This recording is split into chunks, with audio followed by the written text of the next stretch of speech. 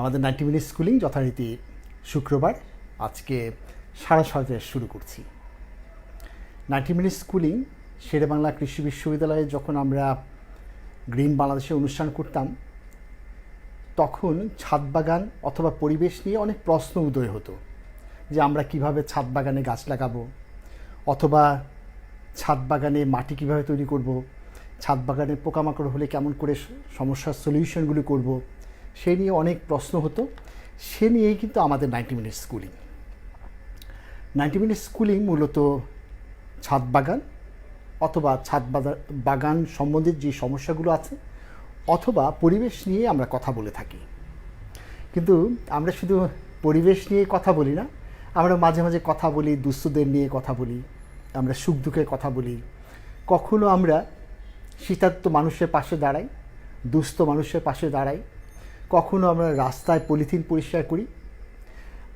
আমরা যারা ছাদ বাগান অথবা আমরা যে গ্রিন বাংলাদেশ করি অথবা আমাদের যে 90 মিনিট স্কুলিংয়ে আছি, যারা এই অনুষ্ঠান দেখেন তারা সবাই কিন্তু আমরা রাস্তায় ময়লা ফেলি না, পলিথিন ঢিল মেরে ফেলি না, পানির বোতল ফেলি না, টাকা ভাঁজ করি না। আমরা আসলে সুন্দর একটি বাংলাদেশ গড়ার জন্যই কাজ করে যাই। দীর্ঘদিনের পথ আমাদের 90 মিনিট স্কুলিং বা গ্রিন বাংলাদেশ। শেরেবাংলা কৃষি বিশ্ববিদ্যালয়ের আমরা সবসময় যে উন্মুক্ত স্থানগুলো আছে সেখানে আমরা গ্রিন বাংলাদেশের অনুষ্ঠানগুলো করতাম। সেখান থেকেই কিন্তু শুরু হয় 90 মিনিট স্কুলিং। 90 মিনিট স্কুলিংয়ে আমাদের প্রথমত হতো শেরেবাংলা কৃষি বিশ্ববিদ্যালয়ের 207 নম্বর কক্ষে। সেই 207 নম্বর কক্ষ থেকে আমরা যখন করোনা চলে আসলো তখন আমরা একটু সাবধানী হলাম, আমরা তখন লাইভে চলে আসলাম। এখনও পর্যন্ত আমরা লাইভেই প্রোগ্রাম করছি।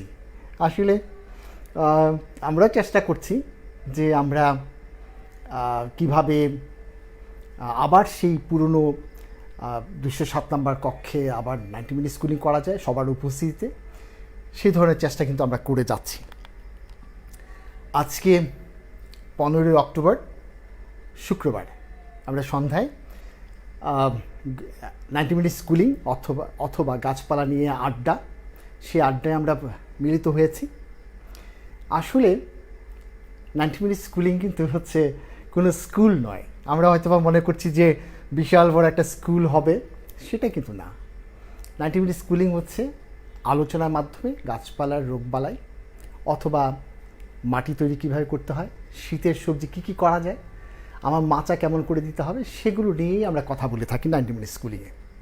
90 মিনিট স্কুলিংয়ে আমরা সব প্রথম থেকেই যেটা করি সেটা হলো যে আমরা প্রশ্ন আহ্বান করি।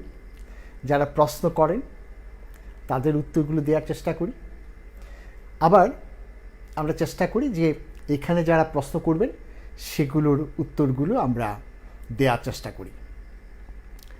আমরা আপনারা যারা আমার এখন প্রশ্ন করতে চান তারা ইচ্ছা করলে কিন্তু এখানেও আপনারা লিখে দিতে পারেন, আমি আমার ল্যাপটপে দেখে দেখে তার উত্তর দেওয়ার চেষ্টা করব। তো কিছুদিন আগে আমরা 90 মিনিট স্কুলিং করেছি। সেই 90 মিনিট স্কুলিংয়ে আমরা কিন্তু বলেছিলাম যে শীতকালীন চারা দিব। আমরা কিছুদিন আগে সিড দিয়েছি। আপনাদের এই রকম প্যাকেট হয়তো বা সবাই পেয়েছেন। এই প্যাকেটগুলি ইতিমধ্যে হয়তো বা লাগিয়ে ফেলেছেন, আবার কেউ বা মাটি তৈরি করছেন। আসলে হচ্ছে খেয়াল করে দেখেন, এখন কিন্তু বাংলাদেশে খুব ড্রাউট এবং কি বলে এটাকে, খুব গরম, টেম্পারেচার বেড়ে গিয়েছে। টেম্পারেচার বেড়ে যাওয়া মানেই হচ্ছে বাতাসে কার্বন ডাইঅক্সাইডের পরিমাণ বেড়েছে, অক্সিজেনের পরিমাণ কমে গিয়েছে। আমরা এই যে কার্বন ডাইঅক্সাইড বেড়ে যাওয়া, অক্সিজেন কমে যাওয়া, এটাকে রিভার্স করতে সবসময় চাই। প্রথম টার্গেটটাই হচ্ছে এরকম যে আমরা কিভাবে কার্বন ডাইঅক্সাইড কমাতে পারি। কার্বন ডাইঅক্সাইড কমানোর জন্য একটাই পথ, সেটা হচ্ছে বেশি করে গাছ লাগানো। আর গাছ লাগানোর জন্যই কিন্তু আমরা উদ্বুদ্ধ করছি গ্রিন বাংলাদেশ। গ্রিন বাংলাদেশ আমরা সবাই মিলে গাছপালা লাগানোর চেষ্টা করছি। কারণ হচ্ছে বাতাসে কার্বন ডাইঅক্সাইড কমাবো আর অক্সিজেন বাড়িয়ে দিব। অক্সিজেন বাড়িয়ে দিলে যেমন আজকে যেমন গরম লাগছে, সেই গরমটা কিন্তু লাগতো না। আপনারা ইচ্ছা করলে কিন্তু ঘরেও ইনডোরেও কিন্তু গাছ রাখতে পারেন। ইনডোর যদি গাছ রাখেন, যেমন হচ্ছে আপনি যদি একটা স্নেক প্ল্যান্ট রাখেন অথবা একটা অগ্নিশ্বর গাছ রাখেন, এরিকা পাম রাখেন অথবা অ্যালোভেরা গাছ রাখেন, তাহলে প্রচুর পরিমাণে কিন্তু অক্সিজেন রিলিজ হবে। আর সেই অক্সিজেন রিলিজ হলে সুবিধা কিন্তু আপনার ঘরের ভিতরে প্রচুর পরিমাণে অক্সিজেন থাকবে, আপনার শ্বাস নিতে কিন্তু সহজ হবে। তাই গ্রিন বাংলাদেশ, আমরা সুন্দর বাংলাদেশের চেষ্টা করি, সুন্দর বাংলাদেশ গড়ার জন্য, সুস্বাস্থ্যের বাংলাদেশ গড়ার জন্য। আজকে লাইভ শুরু করি। যারা ইতিমধ্যে প্রশ্ন করেছেন সেই প্রশ্নগুলো উত্তর দেওয়ার চেষ্টা করব। আমাদের প্রথম প্রশ্ন হচ্ছে আমাদের সবচেয়ে প্রিয় ভাই শাহিন ইমাম ভাই। শাহিন ইমাম ভাই কিন্তু খুব ভালো বাগানি, আমি শিওর আপনি দেখছেন। আপনি সবসময় সুন্দর প্রশ্ন করেন। মজার ব্যাপার হচ্ছে আপনার একটা আলু পাওয়া গিয়েছে আপনার জমিতে, আপনি কিন্তু লতা তুলে ফেলেছেন। কত সুন্দর প্রশ্ন। আমার বাগানের সব আলু গাছ কদিন আগে তুলে ফেলেছিলাম, আজ বেডে মাটি নাড়াচাড়া করতেই বেরিয়ে এলো এই জাতের মিষ্টি আলু। জানি না কিভাবে এলো। আসলে হচ্ছে কি, 90 মিনিট স্কুলিংয়ে সবারই অভ্যাস, গ্রিন বাংলাদেশের সবারই অভ্যাস হচ্ছে সব গাছপালা লাগানো। আপনি আলু গাছের লতাটা তুলেছেন, কিন্তু ভিতরে কিন্তু আলুটা ছিল এবং যার জন্য নতুন আলু হয়েছে। আমরা যারা এখন আজকে দেখছেন তাদের জন্য বলছি, আমরা আলু কিভাবে লাগাতে হয়, আলু লতা কিভাবে লাগাতে হয়, কিভাবে করে একটু বর্ণনা করি। আর শুধুমাত্র ইমাম ভাইয়ের জন্য না, অন্য সবার জন্যই কিন্তু একটু গল্প করি। আলু সাধারণত আমরা এইভাবে বাজারে কিনতে পাই অথবা আপনার জমিতে আছে সেগুলো। আমরা যদি এই রকমভাবে একটা পানির কাপের ভিতরে পানি ভরে আমরা যদি এইভাবে করে রেখে দিই, ছবিটা হচ্ছে এইরকম, পানির পাত্রের ভিতরে কিন্তু আমরা রেখে দিয়েছি। মজার ব্যাপার হচ্ছে এখান থেকে কিন্তু লতা বের হওয়া শুরু হবে। এই লতাগুলোই কিন্তু আমরা কিন্তু সেভাবে আলুটা এইভাবে পানিতে রেখেছি, মাটিতেও কিন্তু আমরা এইভাবে রেখে দিতে পারি, সেটাও কিন্তু সম্ভব। সেভাবে যদি রেখে দেন তাহলে এখানে লতাগুলো বের হবে। এই লতাগুলোকে আমরা স্লিপ বলি। তাহলে দেখা যাচ্ছে এইরকম একটা আলু শিকড় পানির ভিতরে রেখে দেওয়াতে শিকড় বের হয়েছে, লতাগুলো বের হয়েছে। এই লতাগুলোকে আমরা যদি কেটে গাছ লাগাই, সরাসরি কিন্তু মাটিতে লাগিয়ে দিতে পারি। খুব সহজ বুদ্ধি, দেখেন, খেয়াল করে দেখেন। আমরা এই আলু গাছটাতে আমরা করলাম কি, এখান থেকে ডালগুলো কেটে, এই ডালগুলো কেটে আমরা পানির ভিতরে রেখে দিলাম, শিকড় গ্রো হয়ে গেল। শিকড় গ্রো হয়ে যাওয়া মানে হচ্ছে এখন যে কোনো জায়গায় লাগিয়ে ফেলতে পারেন। খেয়াল করে দেখেন, এগুলোকে স্লিপ বলা হয়। এদের শিকড় গ্রো হয়েছে, শিকড় গ্রো হয়েছে, শিকড় গ্রো হয়েছে। এই স্লিপগুলো আমরা এইরকম দেখতে, এই স্লিপগুলো এখন ইচ্ছা করলে মাটিতে লাগিয়ে দেওয়া যায়। লতাটা যদি লম্বা হয় আবার টুকরা করে করেও কিন্তু আপনি লাগাতে পারবেন। সো একটা গাছ থেকে, একটা আলু থেকে অনেকগুলো কিন্তু লতা করে ফেলা যায়। আমরা শেরেবাংলা কৃষি বিশ্ববিদ্যালয় থেকে আমরা কিন্তু লতা বেশ কয়েকবার কিন্তু আপনাদেরকে দেওয়া হয়েছিল, আমরা দিয়েছিলাম। সেগুলো হচ্ছে সাউ পার্পল স্টার, সাউ অরেঞ্জ স্টার, অরেঞ্জ কালারের স্পেশাল টাইপ, এটা পার্পল কালারের। এগুলো সবগুলো হচ্ছে industrial potato, industrial sweet potato. মানে হচ্ছে এগুলো দিয়ে বিভিন্ন রকমের কেক বানানো বা কুকিজ বানানো, এগুলোর জন্য ইন্ডাস্ট্রিয়াল পটেটো হিসাবে, সুইট পটেটো হিসাবে কিন্তু সারা বাংলাদেশে, সারা পৃথিবীতে কদর আছে। আমরা আশা করছি যে এবছরও আমরা যারা ইন্টারেস্টেড ছাদ বাগানি, আমরা ইচ্ছা করলে এই দুটা ভ্যারাইটি আপনাদেরকে দিতে পারবো। আমরা গত কয়েক বছর ধরে কিন্তু এটা এক্সটেনশন করার জন্য, বাংলাদেশে এক্সটেনশন করার জন্য আমরা কিন্তু অনেক চেষ্টা করে যাচ্ছি। ডিপার্টমেন্ট অফ এগ্রিকালচার এক্সটেনশনের যে কন্দাল ফসল আছে তাদের কাছে আমরা তুলে দিয়েছি, তারা কিন্তু করছে। সো সেখান থেকে আপনারা পেতে পারেন, সারা বাংলাদেশে ছড়িয়ে যাচ্ছে। আশা করছি আমরাও দিতে পারবো আপনাদেরকে। প্রথমে বলেছিলাম যে হচ্ছে 90 মিনিট স্কুলিং মানে হচ্ছে আড্ডার একটা অনুষ্ঠান, চা খেতে খেতে আড্ডা। আমরা আপনারা চা নিয়ে বসছেন তো, চা খেতে খেতে গল্প করবো, কারণ হচ্ছে অনেক সময় নিয়ে কিন্তু কথা বলবো। 90 মিনিট স্কুলিং বলতেই আপনারা কিন্তু কখনোই মনে করবেন না যে এটা একটা স্কুল, এটা কিন্তু আড্ডার অনুষ্ঠান। সো দেখি পরের প্রশ্নটা। আমাদের একজন ভালো বাগানি অভিজিৎ ভট্টাচার্য অনেকগুলো প্রশ্ন করেছেন। প্রশ্নগুলো আমি কিন্তু খুঁটিয়ে খুঁটিয়ে পড়েছি। আপনার প্রশ্নগুলো এতটাই সুন্দর যে আসলে সামগ্রিক বিষয় নিয়ে কিন্তু আপনি ভাবছেন বলে আমার ধারণা। যেগুলো বাংলাদেশ সরকার ভাবছে, যারা বিজ্ঞানী আছে তারা ভাবছেন, যারা পরিবেশ নিয়ে কাজ করছেন তারা ভাবছেন, যারা হচ্ছে বিএআরআই যারা গবেষণা করছেন তারা গবেষকরা ভাবছেন, আর আমরা যারা শিক্ষক আছি তারা তো এটা প্রতিনিয়ত ভাবনার বিষয়। সেগুলো আপনার যে প্রশ্নগুলো, আমারও প্রশ্ন ছিল, আমি সেগুলো বলছি। আপনারা যারা দেখছেন আসলে এই প্রশ্নগুলো সবারই ভাবাবে, তো আমি একটু পড়ে তারপরে উত্তর দেব। ধন্যবাদ অভিষেক ভট্টাচার্য যে আপনার সুন্দর প্রশ্নগুলো, আমি একটু একে একে পড়ে উত্তরগুলো দেওয়ার চেষ্টা করছি। বাণিজ্যিক ক্ষেত্রে দেশীয় শাক সবজি প্রায় উঠেই গেছে, যা আমরা খাচ্ছি সবই হাইব্রিড। এই অবস্থায় এসব ফসল থেকে আমাদের শারীরিক ক্ষতি হওয়ার কি কোনো সম্ভাবনা আছে? আসলে ঠিক আপনার মতো কিন্তু আমিও ভেবেছিলাম যে হাইব্রিডগুলো ক্ষতি করবে কিনা। হাইব্রিড জিনিসটা হচ্ছে, আমার হাতের দিকে দেখেন, এটা আমার বাবা, এটা আমার মা, দুটোর ক্রসের মাধ্যমে আমি হাইব্রিড। মানে হচ্ছে কি, স্বাভাবিক প্রক্রিয়ায় যখন দুটোকে ক্রস করিয়ে দিয়ে F1 জেনারেশন তৈরি হয়, তাই হাইব্রিড। আপনিও হাইব্রিড, আমিও হাইব্রিড। আমার সন্তান আমাদের বাবা মার হাইব্রিড, মানে আমাদের হাইব্রিড। সো প্রতিটা সন্তান কিন্তু হাইব্রিড হয় F1 জেনারেশন। সো এই হাইব্রিড নিয়ে আমরা প্রথম কিন্তু ভেবেছিলাম যে এটা ক্ষতি হতে পারে, আসলে কিন্তু সেটা হয় না। কারণ হচ্ছে জিনগুলোর নর্মাল ক্রসিংয়ের মাধ্যমে, যেমন খেয়াল করে দেখেন, দুটো করলা ফুলের ভিতরে যদি ক্রস করিয়ে দেয় F1 যেটা হচ্ছে, এটা হাইব্রিড। তাহলে এটা ক্ষতির কিছুই নেই। সো আমরা এখানে বুঝে নিচ্ছি যে হাইব্রিড যদি হয় তাহলে কোনো ক্ষতি করবে না। হাইব্রিড কেন আমরা ভয় পাই? হাইব্রিডের ফলন বেশি। ফলন বেশি হতে গিয়ে সে খাবার খায় বেশি। খাবার যেহেতু বেশি খায়, খাবার বেশি দিতে হয়, তার জন্য আমাদের খাবার দেওয়ার প্রবণতা, যেমন হাইব্রিড ভুট্টা আসছে, হাইব্রিড টমেটো আসছে, নানাবিধ জিনিস চলে আসছে হাইব্রিড, সবগুলোতে প্রচুর খাবার দিতে হয়। সেটা নিয়ে একটা ভাবনার ব্যাপার আছে, যে খাবার ম্যানেজমেন্ট ভাবনার ব্যাপার। অভিষেক ভাই, আপনার দ্বিতীয় প্রশ্ন হচ্ছে, আমরা আজ দেখছি কৃষিতে বিটি প্রযুক্তি, বিটি বেসিলাস থুরানজেনেসিস, বিটি চলে এসেছে, যেটি বিটি বেগুন, যেখানে ফলের রোগ মুক্তির আশায় বীজের ভেতরেই ব্যাকটেরিয়া প্রবেশ করানো হচ্ছে। হয়তো এমন ফসল ভবিষ্যতে আরও আসবে, সেক্ষেত্রে আমাদের খাদ্য নিরাপত্তা কতটুকু? এটা ভাবনার ব্যাপার। আসলে ভাবনার ব্যাপার হচ্ছে, একটা ক্রপসের ভিতরে একটা মাত্র পোকা, যেমন বেগুনের গল্পই যদি বলি, বেগুনের brinjal shoot and food borer, brinjal shoot and food borer হয় দেখে আমরা করেছি কি, এই বেগুনের ভিতরে এই ব্যাকটেরিয়া, বিটি ব্যাকটেরিয়াটা আমরা ঢুকিয়ে দিয়েছি। দেওয়ার ফলে যেই পোকাটা এটাকে খায়, এক নাম্বার হচ্ছে খেতে চায় না, যদি খায় সে পোকাটা মারা যায়। তাহলে তখন কিন্তু একটু ভাবনার ব্যাপার যে আমাদের এই বিটিগুলো আমাদের শরীরে কী করে। সারা পৃথিবীতে গবেষণা হচ্ছে, যারা গবেষণা করেছেন তারা একপেশেভাবে বলছেন যে এটা আমাদের স্বাস্থ্যের জন্য ঝুঁকি নেই।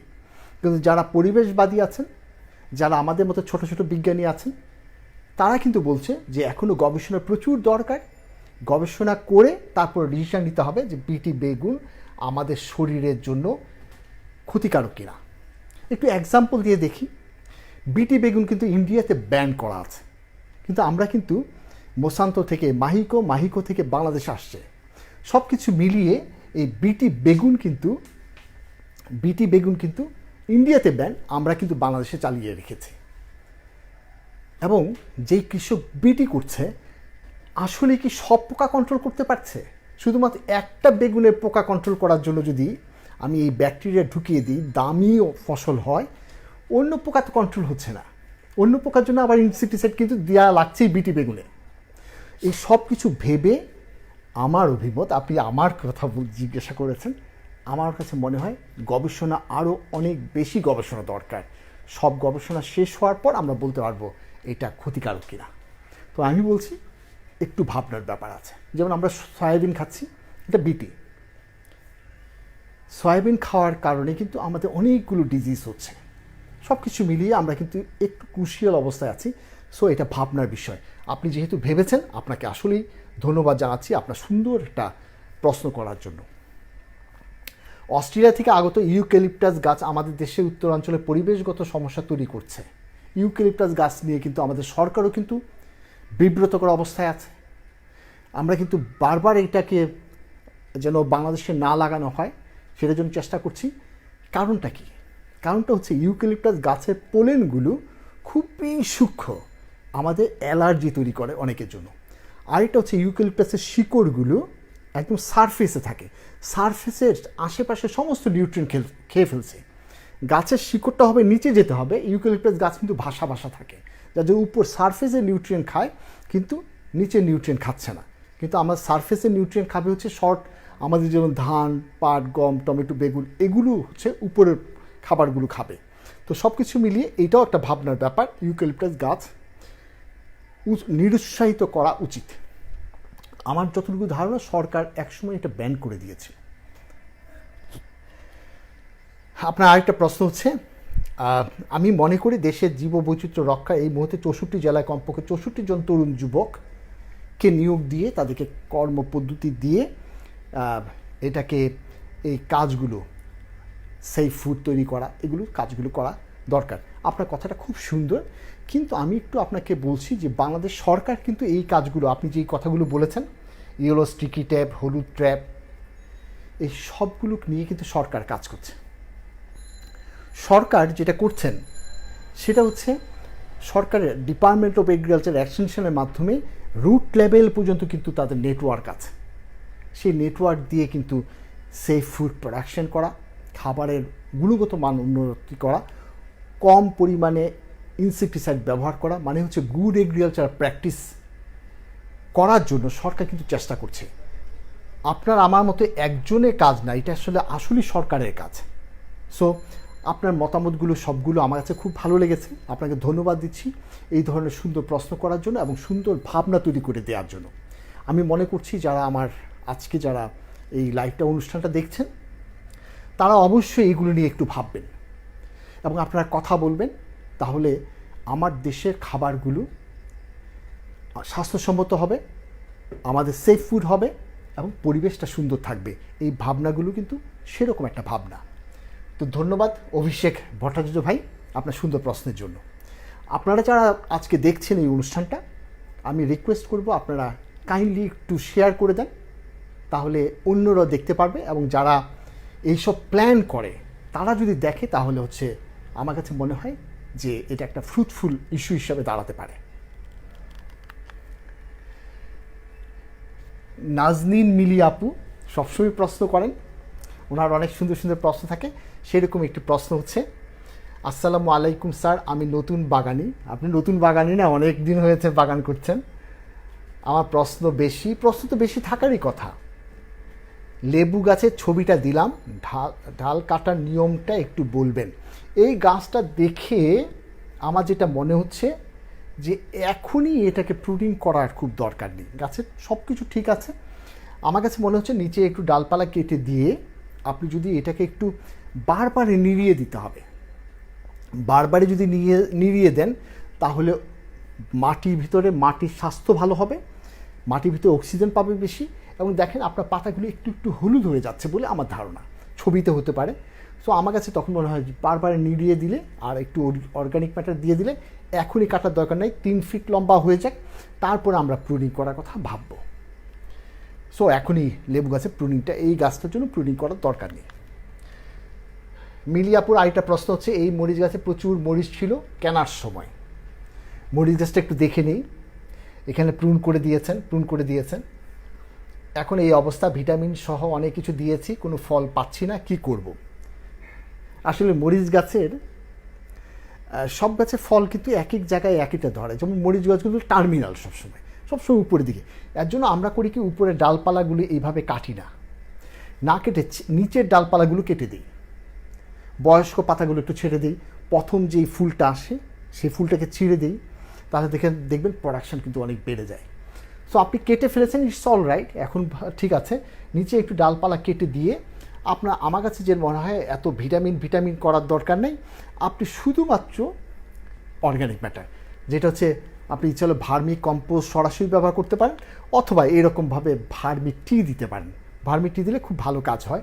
ভার্মি টি কিছুই না, আমরা যেমন লাল চা খাই টি ব্যাগ মিশিয়ে, এরকমভাবে কীভাবে ভার্মি টিটা কীভাবে তৈরি করব, 250 থেকে 500 গ্রাম, হাফ কেজি, 20 লিটার পানিতে। আপনার যদি কম হয় কম পরিমাণে, যেমন আমি যেটা করি, আমার একটা ওয়াটার ক্যান আছে, সেই ক্যানটাতে মুড দিয়ে ভার্মি কম্পোস্ট দিয়ে ভিজিয়ে রাখি, সকালবেলা গিয়ে হাতে চিমটি দিয়ে 1 চিমটি মিউরেট অফ পটাশ দিয়ে দিই, পটাশ দিয়ে আমি গাছের গোড়ায় দিয়ে দিই, আমার ফলন কিন্তু খুব ভালো হয়। তাহলে সহজ বুদ্ধিটা কী হলো, ভার্মি টি তৈরি করব শুধুমাত্র ভার্মি কম্পোস্টের লিকুইড লিচেট, আর সাথে হচ্ছে 1 চিমটি পটাশ সার দিয়ে আপনি এই গাছের গোড়ায় দেন, দেখবেন গাছগুলো খুব হেলদি হয়ে যাবে এবং ফ্রুটিং খুব ভালো হবে, যেহেতু মিউরেট অফ পটাশ আপনার ফল উৎপাদনে খুব সাহায্য করে। সেইভাবে করতে পারেন, তাহলে ভালো হয়ে যাবে। আমার কাছে মনে হয় যে খুব কঠিন কাজ না, এটা খুব সহজ। 1 রাত ভিজিয়ে সন্ধ্যার সময় ভিজিয়ে রাখলেন ভার্মি কম্পোস্ট, সকালবেলা 1 চিমটি মিউরেট অফ পটাশ দিয়ে পুরো পানিটা বিভিন্ন গাছের গোড়ায় দিয়ে দিলেন, ছাকার প্রয়োজন নেই, সেরকম করতে পারেন। আরেকটা পদ্ধতি হচ্ছে যে আমি দেখেছি গাছের গোড়ায় যদি আমরা muriate of potash mustard oil MOP mustard oil cake MOC mustard oil cake, হ্যাঁ বারবার ভুল বলছি, মাস্টার্ড অয়েল কেক, সরিষার খোল যদি আমি ভিজিয়ে রাখি, সে ভিজিয়ে রাখা পানিটা দিলেও কিন্তু গাছের খুব উপকার হয়, ফলন বেশি হয়। এখন কিছুক্ষণ পরে আমি বলবো কতক্ষণ ভিজিয়ে রাখতে হবে, সেগুলো নিয়ে আমি পরে কথা বলবো। আসলে mustard oil cake vermi compost এটা হচ্ছে অনেকটা স্যালাইনের মতো কাজ করে, গাছের গোড়া দিবেন, ফল উৎপাদনশীলতা বাড়বে, অন্যান্য আদার যে নিউট্রিয়েন্টগুলো দরকার লাগে সেগুলো অ্যাভেলেবিলিটি বেড়ে যাবে। সব কিছু মিলিয়ে এই দুটো জিনিস অনেকটা স্যালাইনের মতো কাজ করে। আপনি এই ভিটামিন না করে এরকম দুটো পদ্ধতি, যে কোনো একটা পদ্ধতি যদি সবসময় ফলো করতে থাকেন, মাঝে মাঝে যদি আপনি মাস্টার্ড অয়েল কেক দেন, তাহলে দেখবেন আপনার গাছের ফলন কিন্তু অনেক বেড়ে যাবে। তো মিলি আপু, আপনি বুঝতে পেরেছেন আপনার গাছ কিন্তু ঠিক আছে, আপনি শুধুমাত্র এইরকম টি তৈরি করে আপনি দিতে পারেন। মিলি আপুর আরেকটা প্রশ্ন, এটা বীজ থেকে গাছ করেছিলাম, গাছটা একটু দেখে নিই। গাছটা দেখে কিন্তু খুব ভালো লাগছে না, সব পাতা ঝরে গিয়েছে, তারপর হচ্ছে ফলন তেমন পাইনি, এটাকে রাখবো নাকি ফেলে দিব? আপনি বীজ থেকে করেছেন, আমরাও কিন্তু বীজ থেকে সব মরিচের চারা করি, তাহলে খারাপ কিছু করেননি বীজ থেকে। কিন্তু আপনি যখন চারা করেছিলেন তখন আমি শিওর হয় মাইটস নাহলে মিলিবাগ এই পাতাগুলোকে নষ্ট করে ফেলেছে। দেখেন সবগুলো পাতা পড়ে গিয়েছে, সব পাতা নষ্ট হয়ে গিয়েছে। সো এই গাছটাকেও আপনি ভালো করতে পারবেন। কেন? এবার এইবার আপনাদের গ্রিন বাংলাদেশে যে সিডের ইভেন্ট হলো, আমরা যে সিড দিয়েছিলাম, সেই সিড দেওয়ার সময় সিড নিয়েছিলেন কি, ওটার ভিতরে কিন্তু মরিচের বীজ আছে। অথবা আপনি যদি শেরেবাংলা কৃষি বিশ্ববিদ্যালয়ে আসেন, তাহলে আমার কাছেও মরিচের চারা আছে, আপনি মরিচের চারা নিয়ে লাগাতে পারবেন। একটা রিকোয়েস্ট হচ্ছে, আমি এটা দেখতে পাচ্ছি হয়তো পানির ক্যানের ভিতরে লাগিয়েছেন। ছাদ বাগানিরা, আপনাদের কাছে একটা রিকোয়েস্ট, সেটা হলো ছাদ বাগানের টবটা কত সুন্দর হলো, সেটা কিন্তু একটা ইম্পর্টেন্ট ব্যাপার। আপনার গাছে যদি এটার ভিতর বৃষ্টি হলো, কতটুকু পানি আটকে থাকলো, টবে যদি করেন তাহলে টবের নিচে ছিদ্রটা আছে, সেটা দিয়ে কিন্তু পানিগুলো চলে যাচ্ছে, অ্যাক্সেস পানিগুলো। সো এই যখন পানির পটেগুলোতে করব, তখন কিন্তু আপনার একটু খেয়াল রাখতে হবে যে আমার বৃষ্টি পড়ছে কিনা বা মাটির গাছের গ্রোথটা ভালো হচ্ছে কিনা, সেদিকে খেয়াল রাখতে হবে। আপনার গাছটা পোকার আক্রমণ নিয়ে নষ্ট হয়ে গিয়েছে, এই গাছটা রাখলেও হবে, নাহলে নতুন চারা যদি চান আমার কাছ থেকে নিতে পারবেন আপনি। মিলিয়ে পুরো আরেকটি প্রশ্ন, নাগামরিচে এই গাছটা কি আর হবে? গাছটা একটু দেখে নেই, দেখেন ডালপালা সবগুলো নষ্ট হয়ে গিয়েছে। যদি সবগুলো ডালপালা নষ্ট হয়ে গেছে, তাহলে তো এই গাছটা রেখে লাভ নেই। তা আপনার উচিত এই গাছটা রিপ্লেস করে নতুন গাছ লাগিয়ে ফেলা। তবে আপনার চেষ্টায় কোনো ত্রুটি দেখছি না আমি। সো নেক্সট আমরা দেখি আপনার পজিটিভ কথা, আলহামদুলিল্লাহ বলেছেন। আম গাছের 2টো ডালে মুকুল এসেছে, আমার মনে হয় মুকুল হবে না, নতুন কুশিয়ে ডালপালা বের হয়েছে। এখন ডাল কাটা যাবে কি না, ডাল কাটার নিয়ম কি? আচ্ছা, সো নতুন কুশি বের হয়েছে। আম গাছের বৈশিষ্ট্যই হলো নতুন পাতা যখন বের হয়, পাতাগুলো লালচে থাকে। লাল পাতা বের হওয়া মানে হচ্ছে এখন মুকুল আসবে না, আমের মুকুল আসবে না। এর জন্যই করি কি আমরা, এটা দেখবেন যখন সবুজ হয়ে যাবে তখন কিন্তু মুকুল আসবে। এর জন্য আম গাছের যখন আমরা আম হারভেস্ট হয় তখনই কিন্তু ডালপালা ছেটে দিই। তো আপনার এখন আর ছাঁটার দরকার নাই, যে নতুন পাতা বের হয়ে গিয়েছে, আগামীতে কিছুদিনের মাঝে হয়তোবা এবার শীতেই হয়তোবা আপনি মুকুল পাবেন, আম পাবেন, আমের ফুল আসবে, মুকুল আসবে। সো এইভাবেই থাকুক, শুধু গোড়াগুলো নিড়িয়ে একটু অর্গানিক ম্যাটার দিয়ে রাখেন। অর্গানিক ম্যাটার সাথে সামান্য একটু এমওপি সার দিলে ফ্লাওয়ার উৎপাদন ত্বরান্বিত হবে। মিলিয়াপুর আরেকটা প্রশ্ন, পেঁয়াজে বীজ দিয়েছিলাম, এখানে পেঁয়াজে বীজ দিয়েছেন, বীজটি এমন জায়গায় রাখবো ভালো আচ্ছা, এই জায়গাটাতে রেখেছেন, it's all right. Germination, seed জার্মিনেশনের জন্য, যে কোনো সিড জার্মিনেশনের জন্য আসলে শুধুমাত্র পানির দরকার লাগে। তাহলে এখানে পানি যেহেতু আছে, তাহলে ইটস অল রাইট, জার্মিনেশন করবে।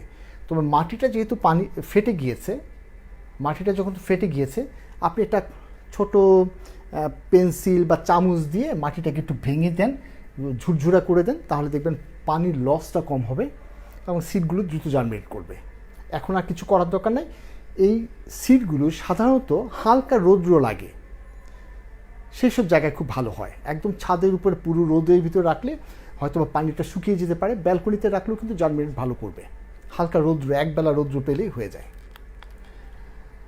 মিলিয়াপুর আরেকটি প্রশ্ন, সফেদা গাছের ডালগুলো কি কেটে দিব স্যার? অনেক প্রশ্ন করলাম স্যার, বিরক্ত হবেন না দয়া করে, গাছগুলো নিয়ে অনেক টেনশনে থাকি।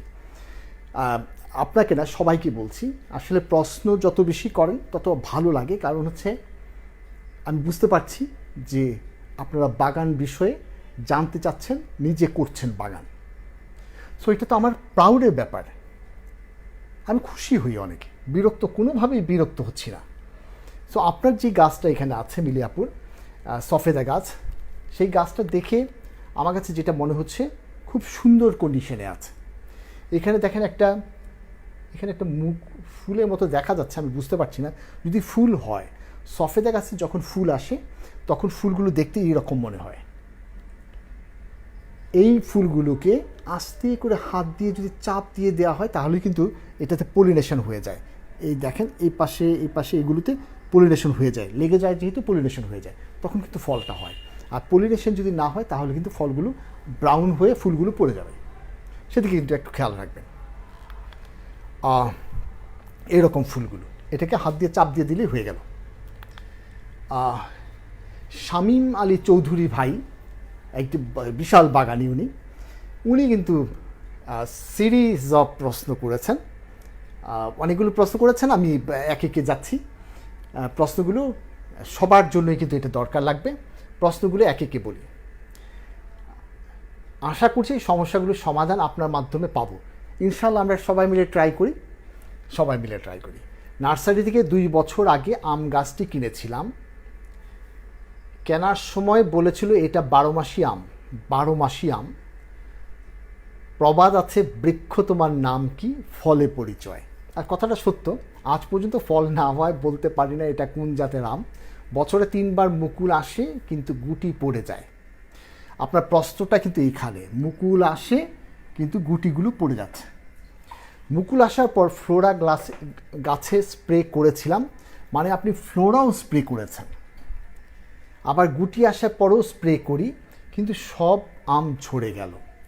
আসলেই তো ভাবনার ব্যাপার যে আম গাছগুলো কেন, মুকুলগুলো দেখেন, এই যে মুকুল আসে তারপরে মুকুল আসছে, সবগুলো পড়ে গিয়েছে। এটা কিন্তু একটু ভাবনার ব্যাপার। এটা কিন্তু এই ধরনের আমরা কিন্তু অনেক ফলেই দেখতে পাই, লেবুতে, মালটাতে, অনেকগুলো ফলেই দেখি ফলগুলো পড়ে যায়। ঠিক একই রকম সমস্যাগুলো যখন আমরা দেখি, তাহলে এটা সলিউশন কি হতে পারে সেটা নিয়ে একটু ভেবে দেখি। আচ্ছা, একে একে দেখি। এইরকম ফল যদি পড়ে যায়, আপনি বলেছেন গুটি পড়ে যাচ্ছে, ফল পড়ে যাওয়া মানে হচ্ছে কতগুলো কারণ হতে পারে। এখন যে সিজনটা, এটা কিন্তু বেশ খরা সিজন, একটা বেশ খরা। এই খরা সিজনে কিন্তু যখন শুষ্ক এবং গরম হাওয়া থাকে তখন কিন্তু ফল পড়ে যাওয়ার সম্ভাবনা একটু বেশি দেখা যায়। আর এটা হচ্ছে মিলিবাগের আক্রমণ, মিলিবাগ, থ্রিপস, এগুলোর আক্রমণ যদি হয়, রোগ এবং পোকামাকড়ের আক্রমণ হলে পড়ে যায়। তাহলে ভাবনাটা কি? ভাবনাটা হলো খরার সময় পড়ে যেতে পারে রোগ। আপনার কিন্তু 3বার মুকুল আসছে, ফলগুলো পড়ে যায়, কিন্তু আপনি ফ্লোরাও দিচ্ছেন তারপরে পড়ে যাচ্ছে। সো আমার কাছে যেটা মনে হচ্ছে, মাটিতে কোনো সারের ঘাটতি হলো না তো। তাহলে দেখি এই আমগুলো কোন সারের জন্য পড়ে যায়, এই আমগুলো কী সারের জন্য পড়ে যায় দেখি। সাধারণত মাটিতে আমরা যে সার দিই, সার দেওয়ার পর পিএইচটা কমতে থাকে, পিএইচ কমতে থাকে, মানে অ্যাসিডিক হতে থাকে। আমার দরকার হচ্ছে বাড়িয়ে দেয়া। বাড়াতে হলে কী করতে হবে? চুন দিতে হবে। তো আমরা খরা যদি হয় তাহলে খরা পানি দিব, সেটার জন্য কোনো বিকল্প নেই। আর মাঝে মাঝে আমাদের একটু করে চুন দিতে হবে, ঠিক আছে? চুন দিলে কি হলো, সমস্ত আমি যে মাটিতে সারের কথা বললাম, সমস্ত সারগুলো অ্যাভেলেবল হবে। ক্লিয়ার? মানে হচ্ছে চুনের সাথে কিন্তু চুন খাচ্ছে না সে। চুন দেওয়ার ফলে মাটির পিএইচ যখন বাড়ছে, তখন কিন্তু এই মাটিতে এই সারগুলোর অ্যাভেলেবিলিটি বেড়ে যাচ্ছে। তাহলে চুন দিলেও কিন্তু ফল না পড়ার সম্ভাবনা থাকে, যে পড়বে না। তারপরেও যদি পড়ে যায়, আমি বলবো তখন পড়ছে হচ্ছে বোরনের অভাবে। এই বোরন বাজারে পাওয়া যায়। বোরন আপনি গাছের ভিতরে, গাছে পাতায় স্প্রে করতে পারেন খুব লো কনসেন্ট্রেশনে, কারণ এটা খুব কম পরিমাণে খায়। কম পরিমাণে আপনি স্প্রে করবেন। আর যদি মাটিতে দিতে চান তাহলে মাটিতেও ডোজ ওখানে লেখা আছে গায়ে, এই প্যাকেটগুলো প্রত্যেকটা গায়ে লেখা আছে, সেগুলো দিয়ে দেন। তাহলে কি দাঁড়ালো, ফল পড়ে যাওয়ার, যে কোনো ফল পড়ে যাওয়ার জন্য প্রথম হচ্ছে পিএইচটা যদি বেড়ে যায়, পিএইচটা যদি কমে যায়, অ্যাসিডিক হয়ে যায়, বাড়াতে হবে, তাহলে চুন দিতে হবে। তাহলে আমরা কিন্তু সবজি ক্ষেত্রে একই কথা বলেছি, সবজিতে চুন দিতে হয়। সবজি চাষের সময়, আপনি যে কোনো চাষের সময় কিন্তু আপনি বারবারই বলছি চুন দিবেন, তাহলে পিএইচটা বাড়বে। সেরকমভাবে আম গাছেও যদি দেখেন ফল পড়ে যাচ্ছে, মালটা গাছে ফল পড়ে যাচ্ছে, লেবু গাছে ফল পড়ে যাচ্ছে, সফেদা গাছে ফল পড়ে যাচ্ছে, তখন একটু চুন দিয়ে দেখা যেতে পারে যে ফল পড়ে কি না। যদি দেখেন তারপরে পড়ে, তাহলে বোরনের অভাব হয়েছে বলে আপনার ধরে নিতে হবে। এখন ইদানিং বাংলাদেশের মাটিতে কিছুটা বোরনের অভাব দেখা যাচ্ছে, সেদিকে একটু খেয়াল রাখবেন।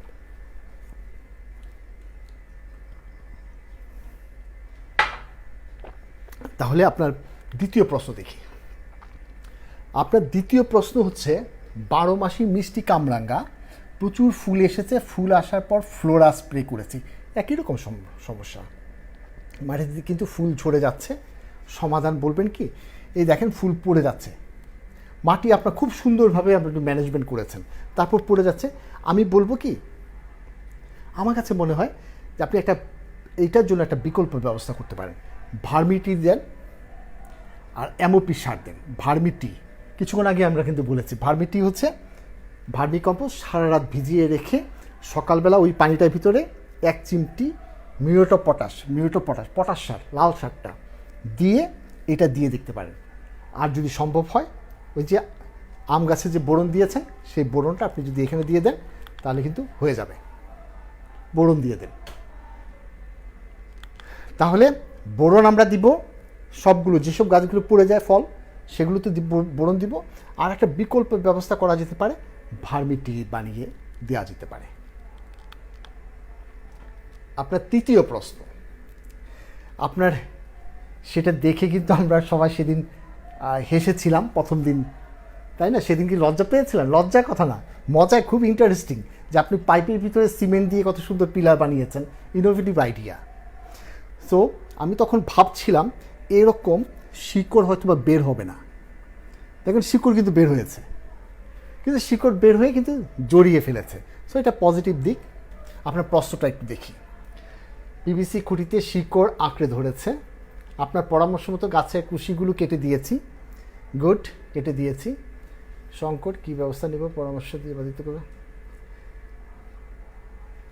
5 জাতের ড্রাগন আপনি লাগিয়েছেন, খাবারের সংকট। ড্রাগন গাছের এখন এই সময়টায় দ্রুত বড় হয়েছে, এই শীতটা কিন্তু তখন আর বড় হবে না, শীতে একটু উইক হয়ে থাকবে। সো এখন আর খাবার দেওয়ার দরকার নেই।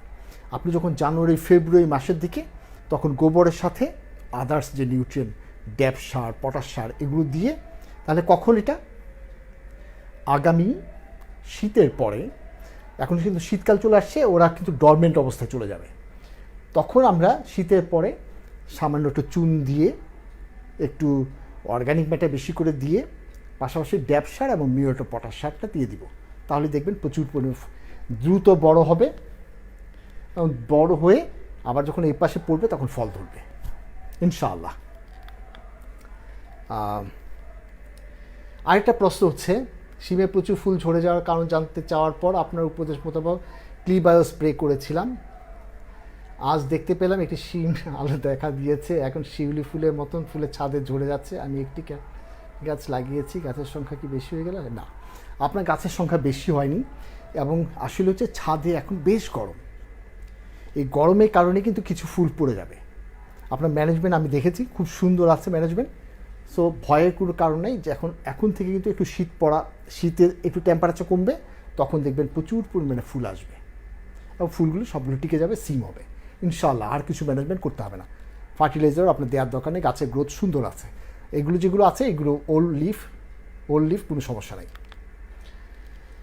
আপনার পঞ্চম প্রশ্ন হচ্ছে, 3 মাস আগের সফেদা গাছটি 3 মাস আগে রোপণ করি, গাছ কেনার পর একটি ফল ছিল, আমার সংসারে এসে বেশ কয়েকটি ফল ধরেছে, এখনও ফুল আসছে, হাত পরাগায়ন করে দেই, কিন্তু 3 মাস আগের ফলটি বৃদ্ধি এমন। সফেদা কতদিন পর হারভেস্ট করা হয়?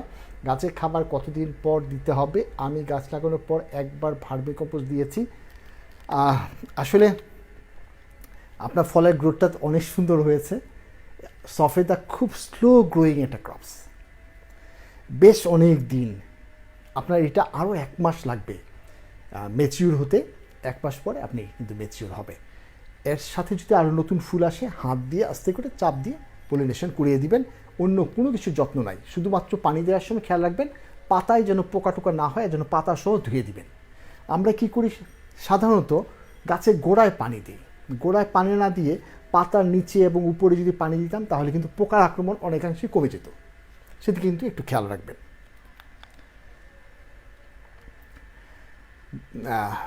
আচ্ছা, শামীম আলী চৌধুরী ভাইয়ের আরেকটা প্রশ্ন, বীজ থেকে চারা করে 1 মাস হলো 20টি ফুলকপি পানির জারে করেছি, এটা হচ্ছে কলিফ্লাওয়ার, বৃদ্ধি এমন, খাবারের অভাব হচ্ছে কিনা বুঝতে পারছি না, মাঝে মাঝে প্রতি জারে 1 মুঠো করে ভার্মি কম্পোস্ট দিয়েছি, সাথে ডিমের খোসার পাউডার দিয়েছি, আগ পর্যন্ত আর কি পরিমাণ।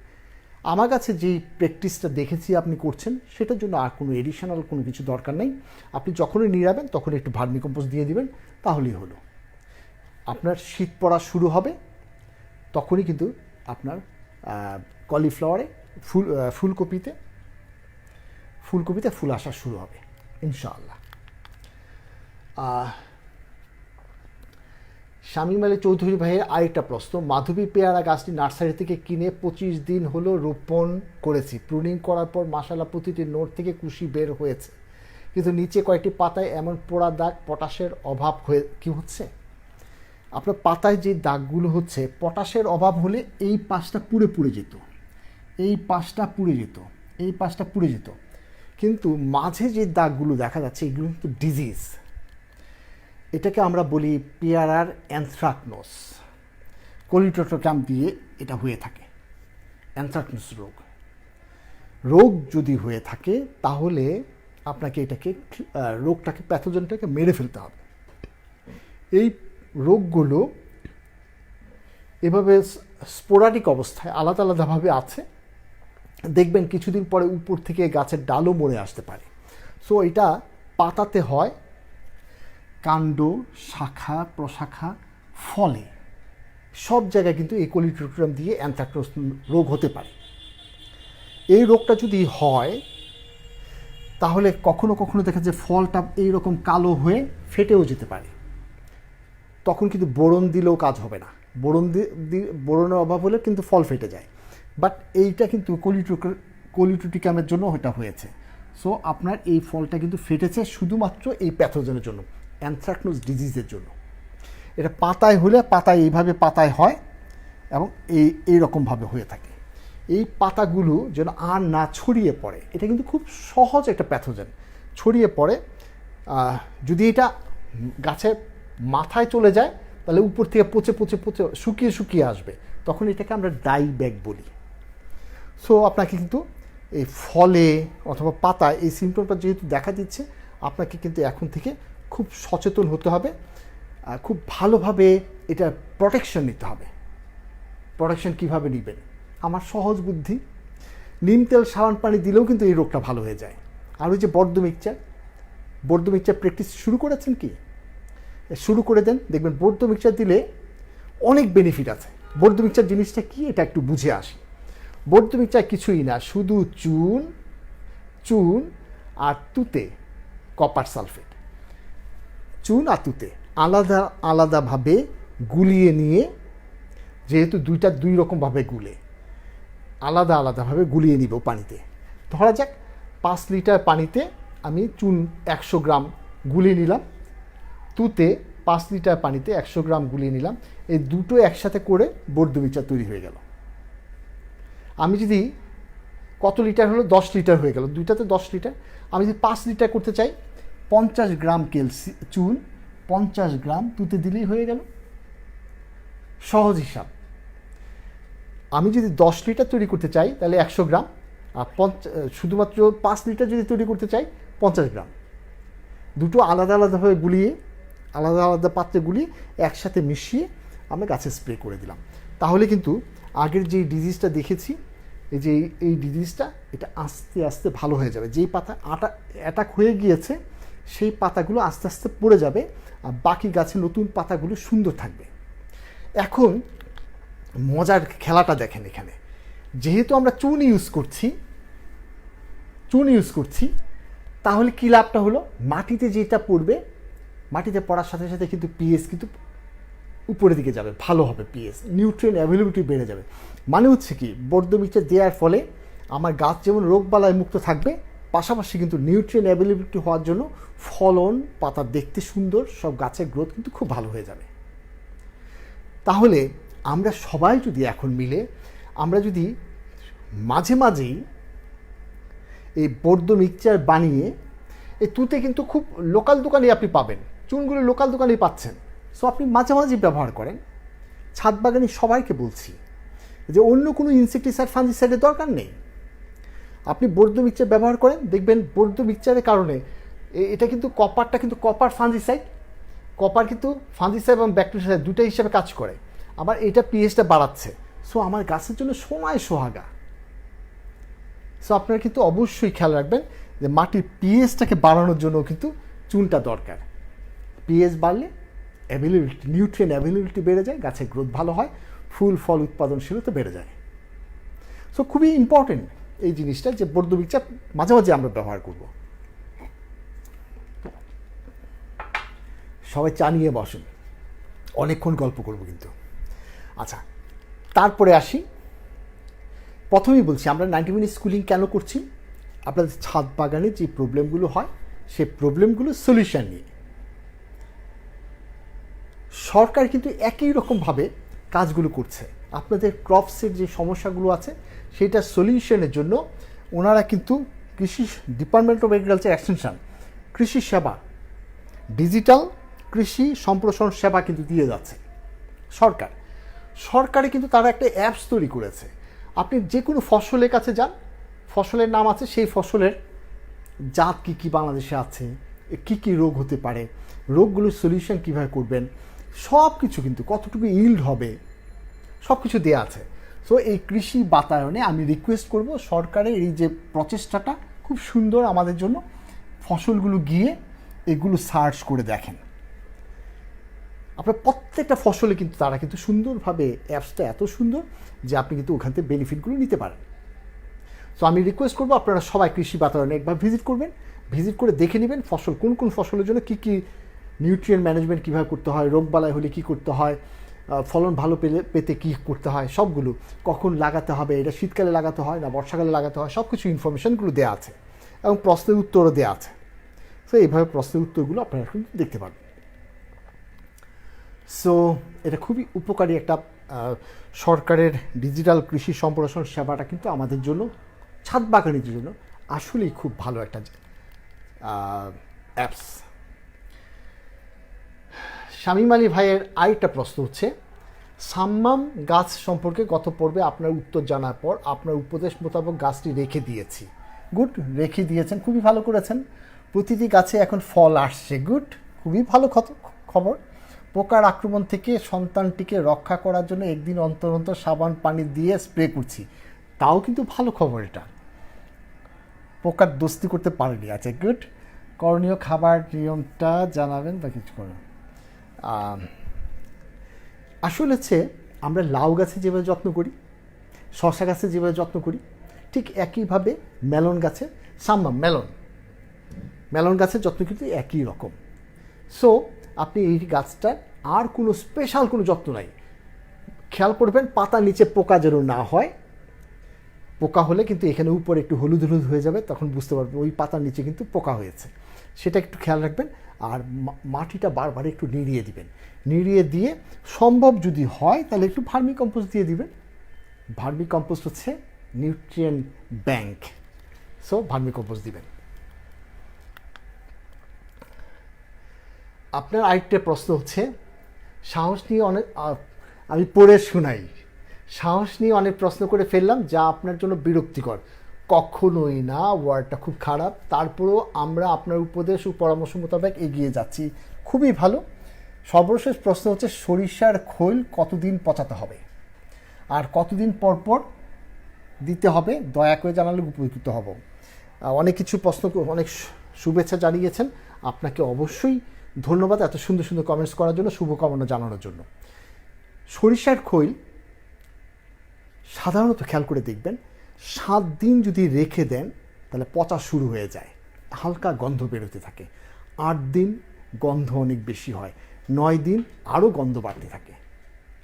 সো গন্ধ বাড়তে থেকে 10 দিনের দিনে এমন গন্ধ হয় যে পাড়া প্রতিবেশী সবাই কিন্তু এসে বলবে যে গন্ধ হচ্ছে।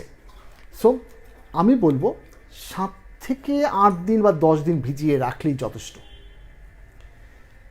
এর চেয়ে বেশি দিন ভিজিয়ে রাখলে, 10 দিনের বেশি যদি ভিজিয়ে রাখেন, 12 দিন ভিজিয়ে রাখেন, তখন দেখবেন একটু একটু করে পোকা গ্রো করতে থাকবে, তখন দেখতে বিশ্রী লাগবে।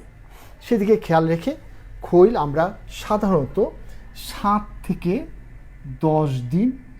10 দিনের মাঝে আমরা কিন্তু এটা ইউজ করে ফেলব। সরিষার খৈল কিন্তু খুব গাছের জন্য কিন্তু ভয়ঙ্কর। কেমন ভয়ঙ্কর? আপনি যদি এটা অনেক 20 টাইমস পানির যদি না মিশান তাহলে কিন্তু দেখবেন গাছের জন্য ক্ষতি হতে পারে। এর জন্য আমি বলি কি, সামান্য পরিমাণে খৈল ভিজিয়ে রেখে পচে এটা আমি বেশ কয়েকবার ইউজ করব। আমি এ মাসে ধরেন না, প্রতি মাসে একবার, 12 মাসে যদি 12 বার ইউজ করতে পারি খৈল পচা, দেখবেন আপনার বাগানে অন্য কোনো সার দিতে হবে না। অনেকে কিন্তু এই রকম অর্গানিক ফসল উৎপাদন করার জন্য শুধুমাত্র খৈল পচা আর হাড়ের গুঁড়া ব্যবহার করে কিন্তু খুব ভালো ফলন পাচ্ছে।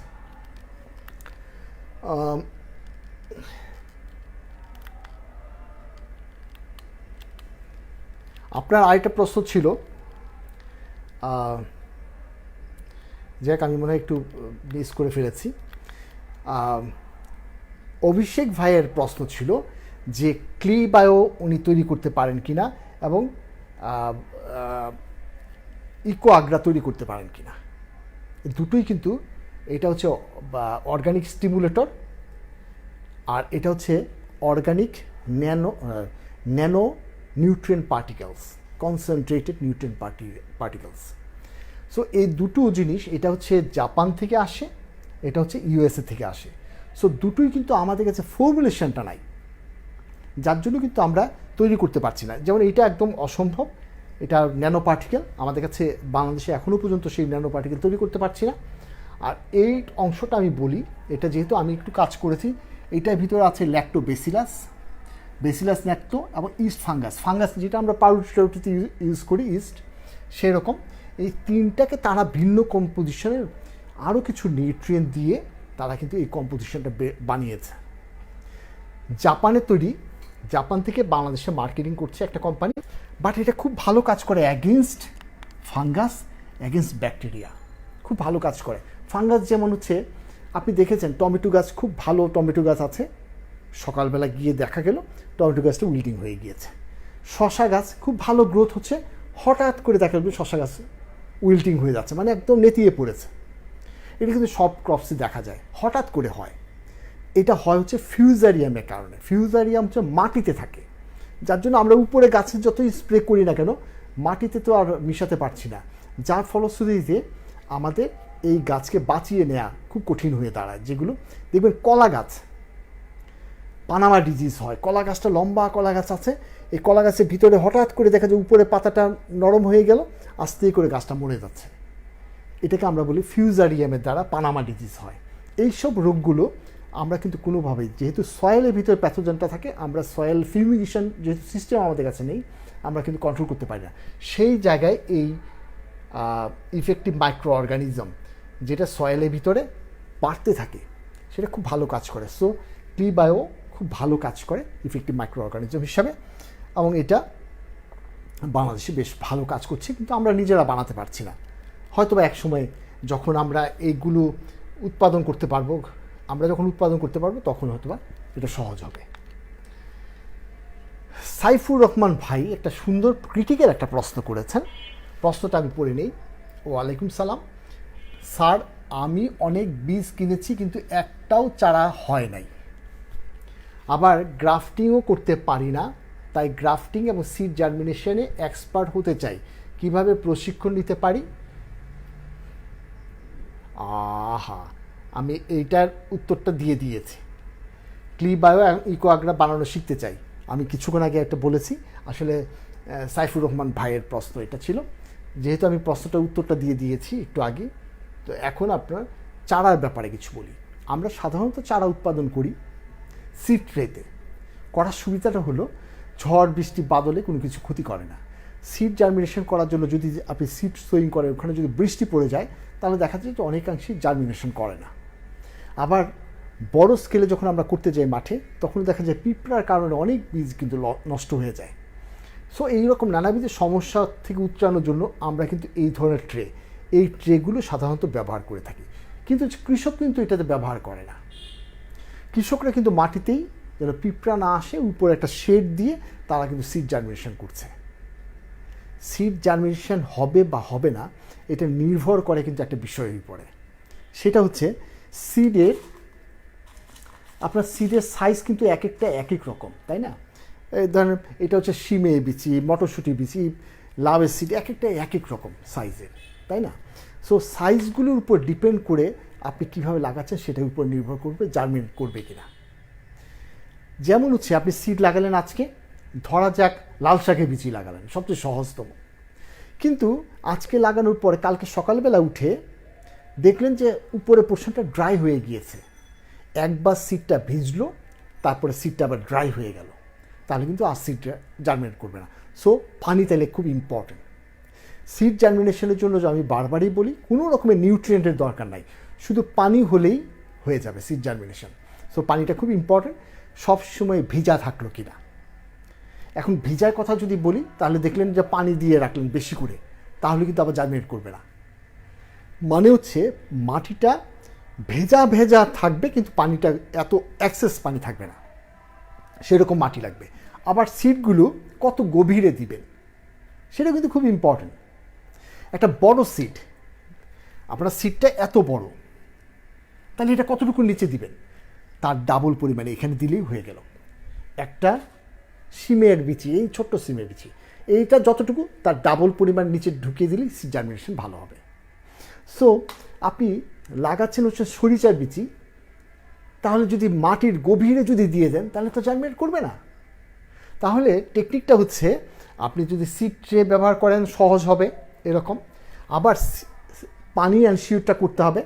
আরেকটা জিনিস হচ্ছে সিড কতটুকু গভীরে দিবেন সেটা কিন্তু ইম্পর্টেন্ট। গভীরে যদি খুব বেশি দিয়ে দেন তাহলেও জার্মিনেট করবে না, আবার যদি ভাসিয়ে রেখে দেন তাহলেও কিন্তু জার্মিনেট করবে না। সো ছোট সিড একটু গভীরে, বড় সিড আরেকটু গভীরে, তার চেয়ে বড় সিড আরেকটু গভীরে, তার চেয়ে বড় সিড আরেকটু গভীরে, এইভাবে সিডের যতটুকু সিড তার ডাবল পরিমাণ উপরে মাটি থাকলেই হলো। তাহলে সেদিকে খেয়াল রাখবেন। দেখেন এখানে এটা যদি সিডের সাইজ হয় ঠিক এখানে লাগাতে হবে সিডটা, তাহলে দেখবেন জার্মিনেশন করবে। সহজ বুদ্ধি। সো এটার জন্য খুব কঠিন কিছু লাগবে না। কিন্তু আপনি বলেছেন গ্রাফটিং শিখতে চাচ্ছেন। গ্রাফটিং আমরা কিন্তু বিভিন্ন সময় 90 মিনিট স্কুলিংয়ে কিন্তু গ্রাফটিংও শিখিয়েছি। আপনার জন্য সহজ বুদ্ধি হচ্ছে ডিপার্টমেন্ট অফ এগ্রিকালচার এক্সটেনশন, আমি আবার বলছি, ডিপার্টমেন্ট অফ এগ্রিকালচার এক্সটেনশন খামার বাড়িতে যেটা আছে তাদের নগর কৃষি নামে প্রজেক্ট আছে, অথবা আমাদের যে বিভিন্ন ঢাকা শহরে বিভিন্ন রকমের হর্টিকালচার উইং থাকে, সেখানে কিন্তু তারা কন্টিনিউয়াস কিন্তু এই ট্রেনিংগুলো করিয়ে থাকে, যেমন বিএডিসি করিয়ে থাকে।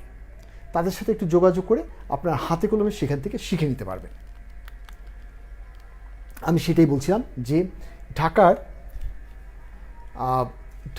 ডিপার্টমেন্ট অফ এগ্রিকালচার এক্সটেনশনে নগর কৃষি নামে একটা প্রজেক্ট আছে। সেই প্রজেক্টের কাজটাই হলো আপনাদের যারা শহরে আছে, যারা ছাদ বাগান অথবা এই গ্রাফটিং বাড়ি, এই চারা, উন্নত চারা তৈরি করা, এই পরিচর্যা সব কিছু কিন্তু হাতে কলমে তারা শিখিয়ে থাকে। সো আপনারা কিন্তু নগর কৃষির সাথে যদি যোগাযোগ করেন, সেই ট্রেনিংগুলো করে নেন, সেখানে কিন্তু গ্রাফটিং বাড়ি শিখতে পারবেন। আর এটা হচ্ছে ফলবিথি আসাদ গেট, ঢাকা। কোথায় এটা? আসাদ গেটে। আপনি যদি ঢাকায় থেকে থাকেন তাহলে ঢাকা আসাদ গেটে যদি ওদের সাথে যোগাযোগ করেন, তাহলে দেখবেন তারা কিন্তু আপনাকে হাতে কলমে কীভাবে গ্রাফটিং বার্ডিং করতে হয় সহজ পদ্ধতিগুলো আপনাকে শিখিয়ে দিবে। তাহলে দুটো জায়গায়, একটা হচ্ছে নগর কৃষি ডিপার্টমেন্ট অফ এগ্রিকালচার এক্সটেনশন, আর একটা ডিপার্টমেন্ট অফ এগ্রিকালচার এক্সটেনশনের হর্টিকালচার উইং ফলবিথি, যেটা হচ্ছে আসাদ গেটে, সেখানেও যদি যোগাযোগ করেন তাহলে কিন্তু শিখে ফেলতে পারবেন। আর অপেক্ষা করেন, আমরা 90 মিনিট স্কুলিং থেকেও কিন্তু বিভিন্ন সময় আমরা গ্রাফটিং বার্ডিং শিখিয়ে থাকি। তবে এটা হচ্ছে লাইভে একটু কঠিন হয়ে দাঁড়ায় যে আপনার শিখানোটা। মাহাদি হাসান ভাই লিখেছেন, ড্রাগন ফ্রুটের সাইজ ছোট হয় কেন? কিভাবে পরিচর্যা করলে ফ্রুট সাইজ বড় হবে? আমি কিন্তু শুরুতে একটা কথা বলেছিলাম যে হাইব্রিড ফসলের সাইজটা বড় হয়। তা আমি একটু দেখি কিভাবে ড্রাগন ফ্রুটসটাকে বড় করা যায়। ড্রাগন বাগানের ফুলগুলো, বড় বড় ফুলগুলো পলিনেশন হলো, এই ফুলটা পলিনেশন হয়ে গেল, ইটস অল রাইট, তাহলে ফল হবে, তাই না? সহজ কথা, যেহেতু এটা নিজে পলিনেশন হতে পারে, সহজভাবে ফল হবে। এই ফলগুলো সাধারণত একটু ছোট হয়। কিন্তু আমি শুরুতে বলেছিলাম হাইব্রিড, অভিষেক ভাইয়ের প্রশ্নের উত্তরে বলেছিলাম যে হাইব্রিড ফলগুলো বড় হয়। এর জন্যই কিন্তু আমরাও কিন্তু বিয়ে করি ডিস্টেন্সে বিয়ে করলে সন্তান কিন্তু হাইব্রিড হয়। সো আমরা কাজিনকে বিয়ে করার জন্য নিষেধ করা হয়েছে, কারণ তাদের মাঝে জিনের পার্থক্যটা কম থাকে। সো জিনের পার্থক্য যত বেশি থাকবে তত বেশি। ধরেন এখানে একটা ফুল হলো, এগুলো ফল হয়ে গেছে, এখানে ফুল ছিল। আমি যদি এখান থেকে একটা ফুল থেকে পোলেনগুলো কালেকশন করে, আমরা এইভাবে পোলেনগুলো কালেকশন করে নিয়ে এসে সবগুলো পোলেন একসাথে কালেকশন করে সবগুলো ফিমেল ফ্লাওয়ারগুলোকে পলিনেশন করিয়ে দিলাম, তাহলে কিন্তু অনেক হাইব্রিড হবে, ক্রসিংটা ভিন্ন ভিন্ন হবে। নিজের একই ফুল থেকে ক্রসিং হলো না, এটা হচ্ছে একই ফুল থেকে ক্রসিং, এই যে ফিমেল পার, এটা মেল পার, এটা থেকে এটা ক্রসিং হয়ে গেল, তাই না? আমরা করছি কি না, পোলেন নিয়ে আসি এই ফুল থেকে পোলেন নিয়ে এসে সবগুলো ফুলকে আমরা মিক্স করে, মানে আপনার বাগানের যেই ফুলটা এখন ফুটলো অন্য ফুল থেকে এসে পলিনেশন যদি করিয়ে দেন, তাহলে কিন্তু হাইব্রিড, তাহলে ফলের সাইজটা বড় হবে। মজার ব্যাপার কি জানেন, থাইল্যান্ডে কিন্তু সেই টেকনিক করে সারা পৃথিবীর বাগান কিন্তু ড্রাগন ফ্রুটের মার্কেট দখল করে রেখেছে, শুধুমাত্র হাইব্রিড করে। হাইব্রিড আর কিছুই না, পোলেনগুলো অন্য ফুল গাছ থেকে কালেকশন করে কম্বাইনলি এনে পলিনেশনগুলো করিয়ে দিচ্ছে। খুব সহজ। আমরা যারা ড্রাগনের যারা বাগান করছেন তাদের কথা বলছি, আপনারাও কিন্তু সব ফুল থেকে পোলেনগুলো কালেকশন করে নেন কম্বাইনলি, তারপরে পলিনেশন করিয়ে দেন অন্য ফুলগুলোকে, তাহলে দেখবেন আপনার ফলগুলো বড় হবে। মিলিয়াপুর আরেকটা প্রশ্ন, স্যার এটা কি ফিমেল ফুল? বোঝার উপায় কি? ডালিমের এটা কি ফিমেল ফুল? একটু দেখে নেই, তাই না? মেল ফুল আর ফিমেল ফুলের পার্থক্যগুলো একটু দেখে আসি। এখানে মজার, চোখগুলো একটু ভালোভাবে দেখতে হবে। ডালিম ফুল হার্মাফ্রোডাইট, মেল আর ফিমেল আলাদা, কিন্তু একসাথে হলো। দেখেন এটা কিন্তু আমরা বলছি ফিমেল টাইপ ফুল, মেল টাইপ ফুল। কারণ হচ্ছে ফিমেলটা একটু দেখে আসি। ওভারি, এই পুরোটা মিলে ওভারি, পিস্টিল, অ্যান্থারগুলো আছে, স্টিগমা, এটা হলো ফিমেল পার্টটা। আর এই অ্যান্থারগুলো এগুলো, মানে হচ্ছে একটা ফুলের ভিতরে ফিমেল, মেল এবং ফিমেল দুটোই থাকতেছে।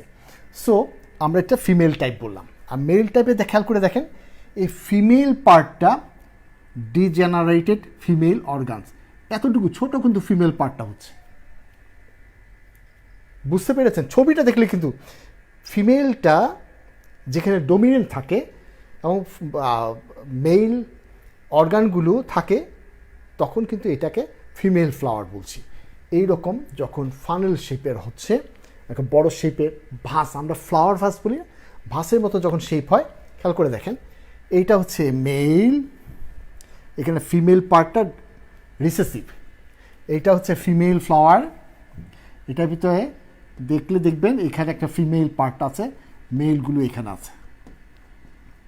সো খুবই ইম্পর্টেন্ট যে মেল এবং ফিমেল ফ্লাওয়ার কিন্তু গাছের ভিতরে হচ্ছে, সমান তালে হচ্ছে। আপনার ফিমেল ফ্লাওয়ার থেকে ফলটা হবে, মেলগুলো পলিনেশন করে সরে যাবে, কিন্তু এখানে কিন্তু একসাথে থাকে দেখে পলিনেশন অটো হয়ে যায়। এর জন্য ডালিম ফুলের ফিমেল ফ্লাওয়ার যেগুলো আমরা বলছি, সেগুলো সবগুলো অটো পলিনেশন হয়ে যায়, পলিনেশন করে দিতে হয় না। সো আপনাকে খেয়াল রাখতে হবে, আপু আপনার এই যে ফুলটা আছে এটা কিন্তু ফিমেল ফ্লাওয়ার, এগুলো মেল ফ্লাওয়ার। সো এগুলো পড়ে যাবে, এগুলো পড়ে যাবে, এইটা থেকে ফল হবে। সহজ, কথাটা সহজ। আচ্ছা, মিলিয়াপুর আরেকটা প্রশ্ন।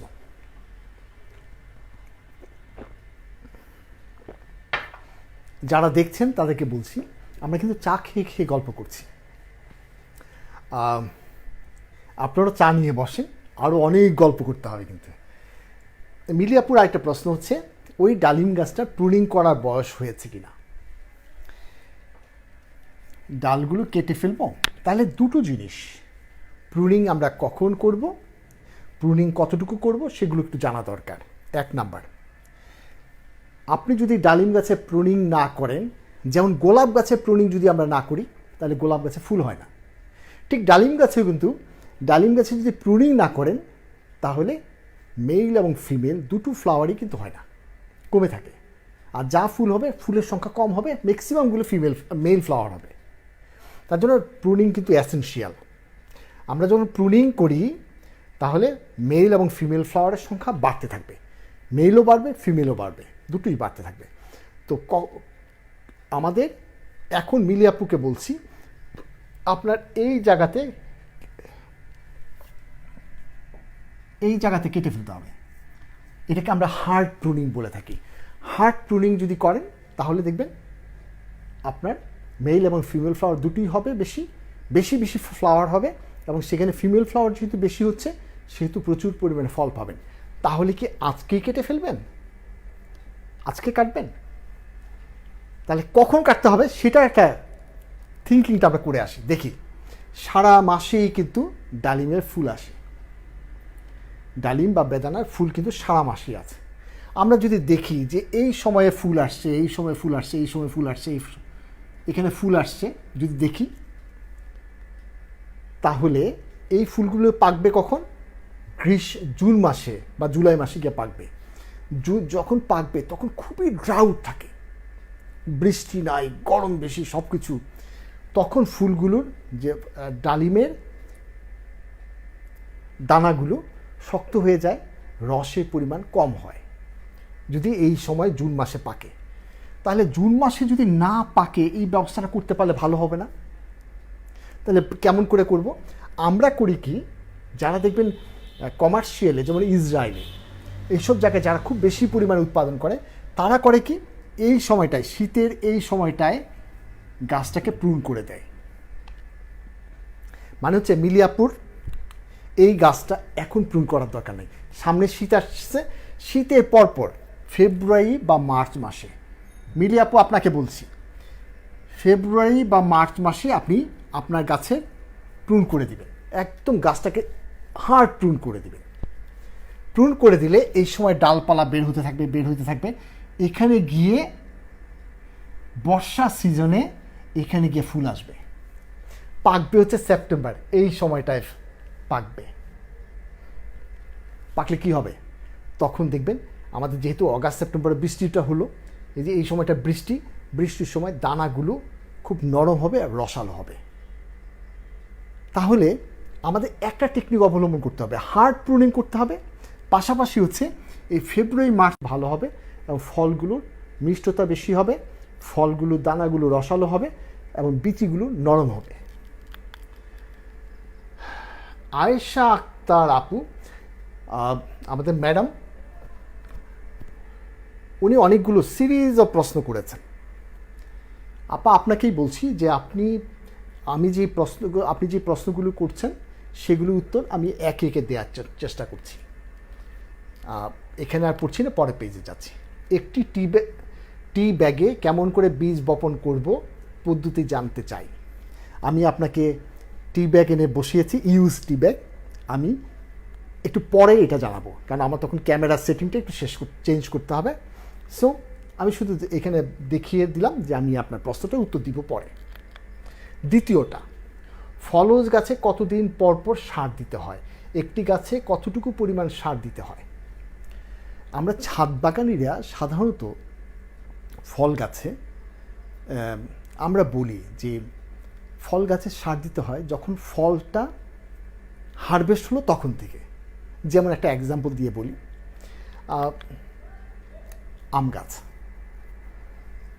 আম গাছে জুন জুলাই মাসে আমটা হারভেস্ট হলো, ফুল আসছিল কখন, জানুয়ারি ফেব্রুয়ারি মাসে যদি নিউট্রিয়েন্ট দিতাম তাহলে কিন্তু ফলনটা ভালো হতো না। এর জন্য সমস্ত কৃষকরা করে কি, জুন জুলাই মাসে যখন হারভেস্ট করে আম, হারভেস্ট করেই ওকে খাবার দিয়ে দেয়। ঠিক একইভাবে আপনাকে বলছি যে ফলজ গাছে যদি সার দিতে হয় তাহলে খুব বেশি সারের দিকে যাবেন না, কারণ আমরা কিন্তু কেমিক্যাল ফার্টিলাইজার দিয়ে ফলের স্বাদ নষ্ট করতে চাই না। দেখেন কত দেশীয় ফল, কত ফল, এগুলো স্বাদ নষ্ট করতে চাই না। আমরা চাই যেন টেস্টটা সে আগের মতো মিষ্টি থাকে, সুন্দর থাকে, মুখে দিলে আমরা যেন বলতে পারি বেশ মজাদার ফল। এই সবগুলো ফল আপনাদের সবার প্রিয় ফল, এই সবগুলো ফলের জন্য আমি বলছি চুন দিলে নিউট্রিয়েন্ট অ্যাবিলিটি বাড়বে, ভার্মি কম্পোস্ট দিলে সমস্ত নিউট্রিয়েন্ট পেয়ে যাবে, একটু ড্যাপ সার দিতে হবে, আর একটা হচ্ছে মিউরেট অফ পটাশ সার দিতে হবে। ড্যাপ সারটা হচ্ছে গ্রোথের জন্য, আর মিউরেট অফ পটাশ হচ্ছে ফুল ফল উৎপাদন করার জন্য। এছাড়া যে 16টা খাবার পায়, এই খাবারগুলো চুন দিলে মাটি থেকে অ্যাভেলেবল হয়ে যায়। আর ভার্মি কম্পোস্ট দেওয়ার ফলে আপনার ফলগুলো মিষ্টতা বেশি হবে। তাহলে কয়টা সার দিতে হবে?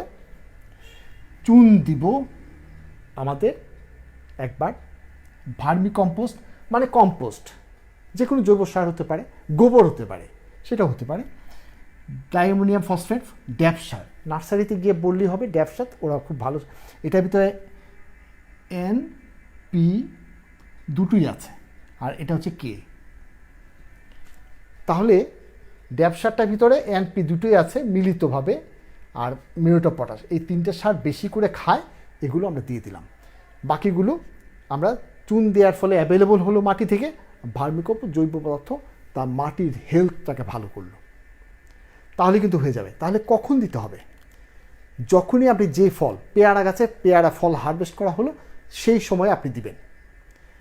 আবার আম গাছে আমের এখন হারভেস্ট হয়ে গেল, আম হারভেস্ট হওয়ার পরে আপনি নিড়িয়ে দিয়ে সারগুলো দিবেন। এরকমভাবে সব ফলের ক্ষেত্রে একই রকম। তবে আমি একটা কথা বলি কি, ফল হারভেস্টের সাথে সাথে তো আপনি দিলেন, আমি কিন্তু এখন এই কথাটা বলেছি, ফল হারভেস্টের সাথে সাথে দিবেন। আবার আমের মুকুল আসছে, জানুয়ারি মাসে আমের মুকুল আসবে, বা পেয়ারার ফুল আসবে, কুলের ফুল আসবে, তার আগে আগে আবার যদি সম্ভব হয় আবার দিবেন, মানে হচ্ছে বছরে 2 বার। এই সারগুলো বছরে 2 বার যদি আপনি দেন তাহলে দেখবেন আপনার ফল খেয়ে আপনি কুলাতে পারবেন না, এটা ছাদে হোক অথবা বাগানে হোক, মাঠে হোক। ক্লিয়ার? এই সারগুলো আমরা বছরে 2 বার দিচ্ছি, যখন ফল হারভেস্ট হচ্ছে তখন, আবার যখন মুকুল আসবে, আমি দেখেছি কুলের মুকুল আসবে আগামী মাসে, তার আগে আগে দিয়ে দিব। আমি আমের মুকুল আসবে তার আগে আগে দিয়ে দেবো, এইরকমভাবে আগে আগে দিলেই ভালো হয়। এইগুলো সবগুলো ফলের জন্য একই রকমভাবেই কিন্তু আমরা সবগুলো অ্যাপ্লিকেশন করতে পারি। আয়েশা ম্যাডাম আরেকটা প্রশ্ন করেছেন, অনেক আমরা ধরেছে আমরা চেহারা এত পচা কেন? চেহারা পচা কেন, পার্সোনাল যেতে হবে তা কিন্তু না। আসলে আপনার ম্যানেজমেন্ট একটু ভুল আছে, তার জন্য বলছি। এইখানে দুটো জিনিস হয়েছে, দুটো জিনিস, একটা হচ্ছে শুটি মোল্ড, আরেকটা হচ্ছে স্ক্যাব। শুটি মোল্ড হচ্ছে অনেকগুলো ধরনের পোকা হয়েছিল, পোকার বিষ্ঠাগুলোর সাথে অথবা স্যালাইভার সাথে অথবা যে তাদের যে একটা আঠালো একটা সিক্রেশন করে সেগুলোর সাথে অনেক প্যাথোজেন গ্রো করে এই স্ক্যাব ডিজিজ শুটি মোল্ডটা হয়। এই শুটি মোল্ড রোগ হয়েছে, পাশাপাশি স্ক্যাব রোগটা হয়েছে। এই দুটো কিন্তু আপনার এখানে হয়েছে, আমি সিমটমগুলো দেখেছি। এগুলো এই শুটি মোল্ড বা স্ক্যাব হওয়ার পিছনে কিন্তু এই পোকাগুলো খুব দায়ী। এফিড, মিলিবাগ, সাদামাছি। আপনার কোনো এক সময়ে এখানে পোকা বেশি হয়েছিল, যার জন্য কিন্তু এটা হয়েছে। তাহলে আপনার এই পোকাটা কন্ট্রোল করা দরকার ছিল। এখন যেহেতু হয়ে গিয়েছে, এই ফলগুলোকে সরিয়ে ফেলতে হবে। তবে এই পোকাটাও হতো না, অথবা এইরকম শুটি মোল্ড হতো না, স্ক্যাব হতো না, যদি আপনি এই প্রসিডিউরটা ফলো করতেন। এটা আপনি ইচ্ছা করলে একবার লিখে নিতে পারেন বা দেখে নিতে পারেন। এই দেখেন জিনিসটা কি সহজ। আপনার কিচেন রুমে যে ট্রিক্স লিকুইড সাবানটা আছে, সেই সাবানটা একটু বাজারে আড়ঙে বা যে কোনো নার্সারিতে এখন কিন্তু নিম তেল পাওয়া যায়। এই দুটো জিনিস পানির সাথে মিশিয়ে স্প্রে করা। আবার বলি, একটা হচ্ছে লিকুইড সাবান আর একটা হচ্ছে নিম তেল। এই দুটোই কিন্তু নার্সারিতে পাওয়া যায় বা আপনার পাশের দোকানে পাওয়া যাবে। সেগুলো আপনি 2 লিটার পানিতে 2-3 ফোঁটা, 2 লিটার পানিতে 4-5 ফোঁটা মিশিয়ে দিয়ে আপনি গাছটা মাঝে মাঝে ধুয়ে যদি দিতেন, তাহলে এই পোকাগুলো হতো না। এবং আলটিমেট যেটা হচ্ছে ডিজিজটা হচ্ছে সেটাও হতো না। সহজ উপায়। আপনি সব গাছে, আপনার বাগানে, আমি মাঠটা দেখেছি আপনার বিশাল ফার্ম, সব বাগানে আপনি বড় স্প্রেয়ার কিনে নিতে পারেন। সব বাগানের ভিতরে নিম তেল সাবান পানি মাঝে মাঝে স্প্রে করবেন। আরেকটা কিছুক্ষণ শুরুতে আমি বর্দ মিক্সচারের কথা বলেছিলাম, তুতে আর চুন, তুতে চুন, তুতে চুন, এই বর্দ মিক্সচারের কথা বলেছিলাম। এই বর্দ মিক্সচার যদি আপনি মাঝে মাঝে স্প্রে করেন, তাহলে আপনার বাগানে কোনো রোগ হবে না, কোনো রোগ হবে না। সো সেটা কিন্তু খুব ইম্পর্টেন্ট। সো আপনার এটাও হতো না যদি আপনি নিম তেল সাবান পানি যদি স্প্রে করতে, তাহলে হতো না। আপনার যদি বড় বাগানে হয়, আপনি বর্দ মিক্সচার মাঝে মাঝে স্প্রে করবেন, মাঝে মাঝে নিম তেল সাবান পানি স্প্রে করবেন, তাহলে দেখবেন আপনার বাগান অনেক পরিচ্ছন্ন থাকবে। মজার ব্যাপার হচ্ছে কি, আমরা যখন স্প্রে করি, স্প্রে করার সময় পাতার উপরে স্প্রে করি, কিন্তু মজার ব্যাপার হচ্ছে সমস্ত রোগ এবং পোকা পাতার নিচে থাকে। সেটা কিন্তু আপনার খেয়াল রাখতে হবে যে পাতার নিচে যেন অবশ্যই ধোয়া হয়, ধুলে কিন্তু এই রোগগুলো হতো না। এই দেখেন আপনার রোগ কিছুদিন পরে দেখবেন গাছের পাতাগুলো নষ্ট হয়ে যাবে। দেখেন এই রোগটা, এটা কিন্তু ডেঞ্জারাস রোগ, এগুলো কিন্তু ডেঞ্জারাস রোগ। সো এটা কিন্তু খেয়াল রাখবেন। মজার ব্যাপার হচ্ছে কি, এটা ভিতরে কিন্তু আপনার স্বাস্থ্যের জন্য ক্ষতিকারক কিছু না, উপরে স্কিনটা ফেলে দিয়ে খেতে পারবেন। ডালপালাগুলো ছেটে ফেলতে হবে, এখন ফলগুলো ফেলে দিতে হবে। বর্দ মিক্সচার, নিম তেল সাবান পানি স্প্রে করলে হবে। এছাড়া যদি আপনি মনে করেন ইনসেকটিসাইড বা ফাঞ্জিসাইড, এগুলো স্প্রে করে, ইনসেকটিসাইড এগুলোর জন্য, ফাঞ্জিসাইড হচ্ছে রোগটার জন্য স্প্রে করতে পারবেন। আয়েশা ম্যাডামের জন্য আরেকটা প্রশ্ন হচ্ছে, টমেটোর পাতা কুঁকড়ে যায় কেন? টমেটোর পাতা কুঁকড়ে যাওয়া অনেকগুলো কারণে হয়। প্রথম হচ্ছে যে দেখেন এখন খুব গরম, এই সিজনে যদি টমেটো পাতা গাছ উৎপাদন করে ছাদে, অনেক পাতা অনেক সময় কুঁকড়ে যায়। তবে মেজর ফিল্ডে দুটো কারণে হয়ে থাকে, একটা হচ্ছে ভাইরাস আর একটা হচ্ছে নেমাটোড। ভাইরাস এবং নেমাটোডের জন্য টমেটোর পাতা কুঁকড়ে যায়। মজার ব্যাপার হচ্ছে পাতা কুঁকড়ে যাওয়া ভাইরাসটা, কুঁকড়ে যাওয়া পাতা ভাইরাস যখন কুঁকড়ানো শুরু হয় দেখবেন উপরের দিকে কুঁকড়াচ্ছে। আবার যখন নেমাটোড আক্রমণ করে তখনও দেখবেন উপরের দিকে আমার কুঁকড়ে যাচ্ছে। কিন্তু লিচুর পাতা দেখবেন পোকা যখন আক্রমণ করে নিচের দিকে কুঁকড়ায়।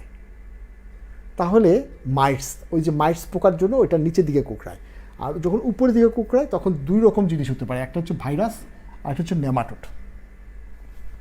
আমি সহজভাবে বলি, নেমাটোড হচ্ছে এগুলো এইরকম শিকড়ের নিচে দেখবেন ছোট ছোট গোটা গোটা হয়েছে। টমেটো গাছটা তুলে দেখেন, দেখবেন গোটা গোটা হয়েছে, তাহলে বুঝবেন যে নেমাটোড হয়েছে। যদি দেখেন যে গোটা গোটা হয় নাই, তাহলে নেমাটোড হয় নাই। নেমাটোড যদি হয় তাহলে অবশ্যই গোটা গোটা এমন ছোট ছোট দানা দানা হবে টমেটো গাছে। যদি দেখেন যে টমেটো গাছে একটা তুলে যে এটার ভিতরে কোনো রকমের দানা গোটা গোটা হয়নি, তাহলে বুঝতে হবে এটা নেমাটোড হয়নি, তাহলে এটা ভাইরাস হয়েছে। ভাইরাসের পাতার সিমটম এবং নেমাটোডের পাতার সিমটম কিন্তু একই রকম হয়, কিন্তু নেমাটোডের পাতা যখন এমন কুঁকড়াবে পাতাটাকে ভাঁজ করেন দেখবেন নরম, পাতাগুলো নরম। ভাইরাস হলে পাতাগুলো শক্ত হয়ে যাবে, কুঁকড়ানো একদম কেমন যেন শক্ত হয়ে যায় পাতাগুলো, আমরা বলি স্টান্টেড গাছ হয়ে যায়। সো ভাইরাস হলে পাতাগুলো শক্ত হয়ে যাবে, কুঁকড়ানো হয়ে যাবে, গাছটা ডোয়ার্ফ থাকবে, গাছের ফলনগুলো ছোট ছোট ফল হবে, এগুলো নানাবিধ সমস্যা হতে পারে। তবে এখন যেই টমেটোগুলো আমরা প্রোডাকশন করছি এখন খুব গরমের কারণে, যেহেতু সামার ভ্যারাইটিটা আমাদের খুব বেশি জনপ্রিয় হয়নি, সামার ভ্যারাইটি করলে কিছু কিছু গরমের কারণে কিন্তু পাতা কুঁকড়ায়, পানির অভাবে, পানির সমস্যার জন্য। তবে এই দুইটার আমি মনে করি যে দুইটা বুঝতে পেরেছেন ভাইরাসের কারণে হয়। এখন ভাইরাসটা আসলো কেমন করে? এখন এই আপনার পুরো বাগানে 100টা গাছ আছে, তার মাঝে দেখলেন একটা গাছে এটা আছে, দেখার সাথে সাথে এই গাছটাকে তুলে মাটির নিচে দিয়ে দিবেন, না হলে কিন্তু এফিড, থ্রিপস, মিলিবাগ এগুলো এসে এখান থেকে খেয়ে আবার অন্য গাছটাতে যাবে, তাহলে কিন্তু ওই গাছটা তো ভাইরাসে ধরবে। তাহলে কিন্তু খেয়াল রাখতে হবে যে পোকা কন্ট্রোল কিন্তু সবসময় করতে হবে। পোকা কন্ট্রোল করার জন্য নিম তেল স্প্রে করলেই মাঝে মাঝে হয়ে যাবে। সো ভাইরাস যেন এক্সপান্ড না করে তার জন্য এই ভাইরাস দেখা মাত্রই গাছগুলো সরিয়ে ফেলতে হবে, তাহলে কিন্তু সলিউশন হয়ে গেল। আর নেমাটোড যদি হয়, নেমাটোডের বাংলাদেশে আসলে খুব ভালো সলিউশন নাই। আমরা কি করি, বোকার মতো মাটিতে প্রচুর পরিমাণে নেমাটোডের জন্য আমরা কার্বোফুরান বা ফুরারান ব্যবহার করি। এই ফুরারান ব্যবহার করলে মাটির ভিতরে যে অনেক ধরনের ইফেক্টিভ মাইক্রো অর্গানিজম, ভালো ভালো মাইক্রো অর্গানিজমগুলো আছে, মাটির স্বাস্থ্য ভালো রাখে, সেগুলো কিন্তু সব মরে যায়। এর জন্য দেখবেন আজকাল যে মাঠে ধানের জমিতে প্রচুর সার দিতে হয়, কারণ ইফেক্টিভ মাইক্রো অর্গানিজম নাই। আপনার পেটে বা আমার পেটে আমরা খাবার প্রচুর খেলেও শরীরের জন্য ভালো উপকারী হয় না, কারণ হচ্ছে পেটের ভিতরে আমাদের মাইক্রোবসগুলো নষ্ট করে ফেলেছি। এরকমভাবে মাটিতেও কিন্তু নষ্ট হয়ে গিয়েছে। মাটির স্বাস্থ্য রক্ষা করার জন্য কখনোই আমি নেমাটোডের জন্য হচ্ছে ফুরারান বা ফুরারান জাতীয় ওষুধ না ব্যবহার করে ভালো। তাহলে কিভাবে করবেন? জমিটাকে চাষ দিয়ে বা টবে মাটি যদি হয় কিছুক্ষণ নিড়িয়ে এটা যদি সূর্যের আলোতে ধরে রাখেন, সূর্যের আলো খোলা রেখে দিতে পারেন, জমি চাষ দিয়ে উলট পালট করে মাটিগুলো যদি সূর্যের আলোতে দিয়ে রাখেন, তাহলে কিন্তু নেমাটোডগুলো মরে যায়। নেমাটোড কিন্তু মাইক্রোস্কোপিক, মারা যায়। অথবা এর জন্য আমি বলেছি নেমাটোডটা মারা যাচ্ছে সোলারাইজেশনের জন্য। আবার নিম অয়েল কেক, নিমের খৈল অথবা নিম তেল মাটিতে দিলেও কিন্তু নেমাটোডগুলো মারা যায়। তাহলে আমরা মাঝে মাঝে নিম তেল স্প্রে করব, তাহলে কিন্তু নেমাটোড সব মরে যাবে। সহজভাবে যাবেন, মাটিকে স্বাস্থ্য নষ্ট করা যাবে না, সেদিকে কিন্তু খেয়াল রাখতে হবে। সো দুইটা আমরা বুঝে ফেললাম। তানবীর আহমেদ নয়ন ভাই লিখেছেন, এই পেয়ারা গাছে ফুল এসেছিল 4টা, সব পড়ে গেছে। এবছর শুঁয়োপোকার কারণে গাছে একটা পাতাও স্বাভাবিক নেই আর ফুল আসে নাই। শুঁয়োপোকা কেন হলো আপনার বাগানে? বাঁচার উপায় কি? আচ্ছা, প্রথমে তো হচ্ছে শুঁয়োপোকা কেন হলো। শুঁয়োপোকা কিন্তু একসময় যে পাতাগুলো সবগুলো খেয়ে ফেলেছে, প্রথম ডিম পাড়ে বিছার মতো। ডিমগুলো যখন হয়, একটা যখন ফুটে তখনই কিন্তু পাতাটার নিচে হয়। একটা যখন ডিম ফুটা শুরু হয় তখন শত শত শত শত ফুটতে থাকে, তখনই দেখবেন এখানে একটু হলুদ হলুদ ভাব আসে। এই পাতাটা সরিয়ে যদি আপনি মেরে ফেলেন তাহলে কিন্তু একবারে লক্ষ লক্ষ পোকা কিন্তু আপনি মেরে ফেলতে পারতেন। আপনি যেহেতু এটা খেয়াল করেন নাই যে মেরে ফেলার জন্য যে পাতাটা থেকে ডিম থেকে ফুটার আগে মেরে ফেলেন নাই, তার জন্য কিন্তু আপনি কন্ট্রোল করতে পারেননি, পাতার নিচে এটা হয়েছে। যদি পাতার নিচে যদি আপনি নিম তেল মাঝে মাঝে স্প্রে করতেন তাহলে কিন্তু এই পোকাগুলো এখানে ডিম পারত না। তাহলে নিম তেল স্প্রে করলেও কিন্তু ডিম পারত না, সেটাও কিন্তু একটা ইম্পর্টেন্ট ব্যাপার। সো সেদিকে একটু আপনাকে অবশ্যই খেয়াল রাখতে হবে। নিম তেল সাবান পানি স্প্রে করে করে এটাকে ভালো করতে হবে। ওদিকে দেখতে পাচ্ছেন।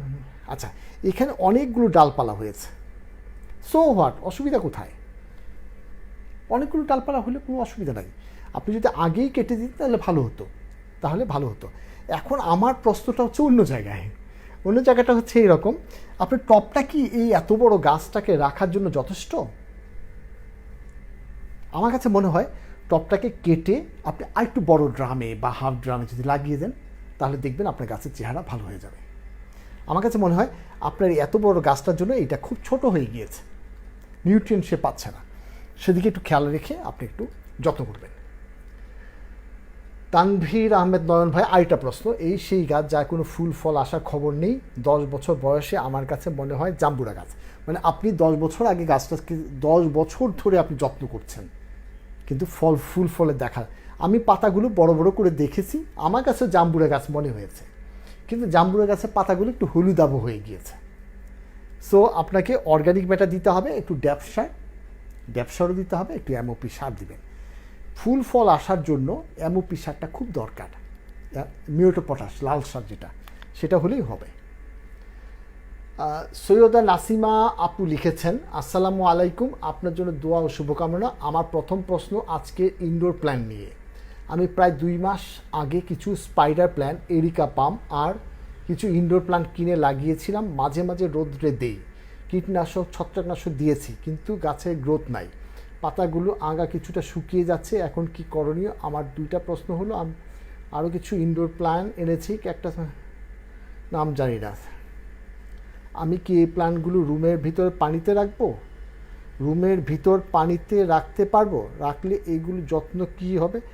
আচ্ছা, এখন কথা হচ্ছে এই ধরনের ক্যাকটাস জাতীয় গাছগুলো যদি হয় ইনডোরে যদি রাখেন, তা কিন্তু সূর্যের আলো লাগবে। গাছের প্রথম শর্তটা হচ্ছে ইনডোরে যেই গাছ রাখেন সেটাকে মাঝে মাঝে কিন্তু বাইরে নিয়ে যেতে হবে, কারণ হচ্ছে সে ক্লোরোফিল সিনথেসিস করতে হবে। ক্লোরোফিল সিনথেসিস মানে ফটোসিনথেসিস যদি না করে তাহলে গাছ কিন্তু তার পাতা ড্রপ করে দিবে। সো সপ্তাহে একবার হলেও, অথবা আপনি যদি ব্যালকনি পাশে রাখতে পারেন, যে পাশে রৌদ্র আসে সেই পাশে যদি রাখতে পারেন তাহলে আপনার গাছগুলো ভালো হবে বলে আমার ধারণা। আরেকটি বলেছেন যে স্পাইডার প্ল্যান্ট, এরিকা পাম, এগুলো একটু কম রৌদ্র অনেক দিন থাকে। আপনি এগুলোতে যখনই দেখবেন পাতা একটু উপর থেকে শুকিয়ে আসছে তাহলে বুঝতে হবে যে নিউট্রিয়েন্ট অ্যাভেলেবিলিটি কমে গিয়েছে। তখন আপনি আবার মাটিগুলো নিড়িয়ে দিয়ে একটু যদি অর্গানিক ম্যাটার দিয়ে দেন, জৈব পদার্থ সহজ সোর্স হচ্ছে হয় গোবর নাহলে ভার্মি কম্পোস্ট, যদি দিয়ে দেন তাহলে দেখবেন আবার গাছগুলো সবুজ হয়ে যাবে।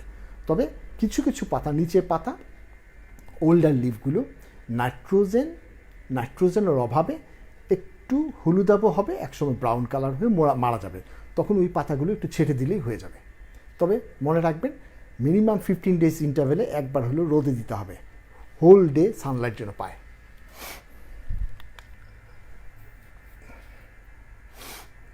আচ্ছা, সৈয়দা নাসিমা আপুর আরেকটা প্রশ্ন, এখানে যে ছবিটা দিলাম সেটা একটা কচি পেঁপের।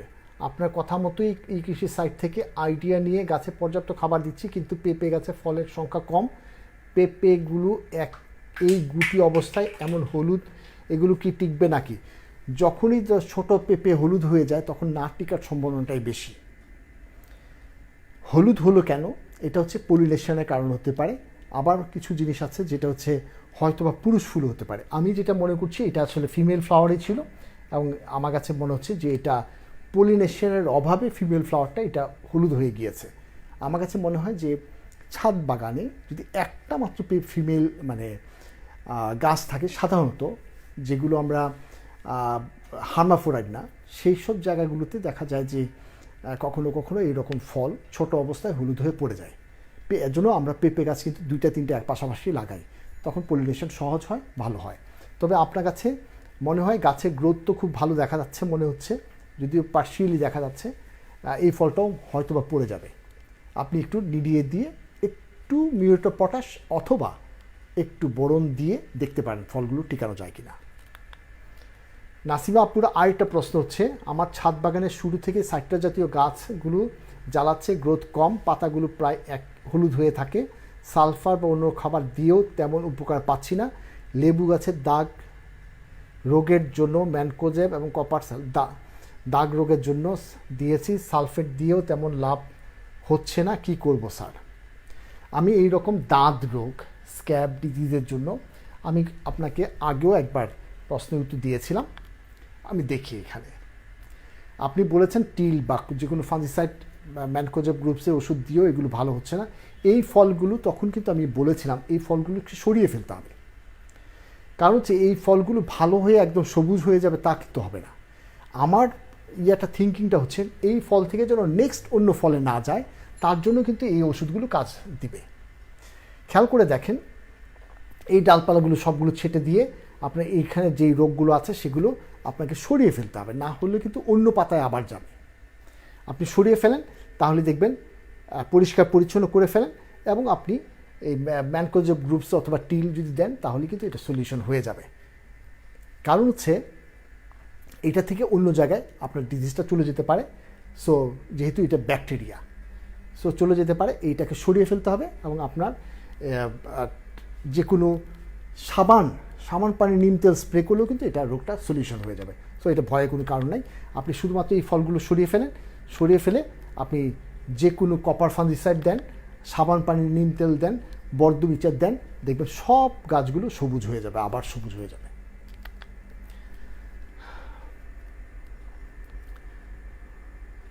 সৈয়দা নাসিমা আপুর আরেকটা প্রশ্ন আছে, বেশ কিছু ফল আসছে কিন্তু ফলের গ্রোথ খুবই কম, নিয়মিত খাবার দিচ্ছি, কীভাবে এইগুলো? আসলে ডালিম গাছের গ্রোথ একটু স্লো হয়, একটু অপেক্ষা করতে হবে,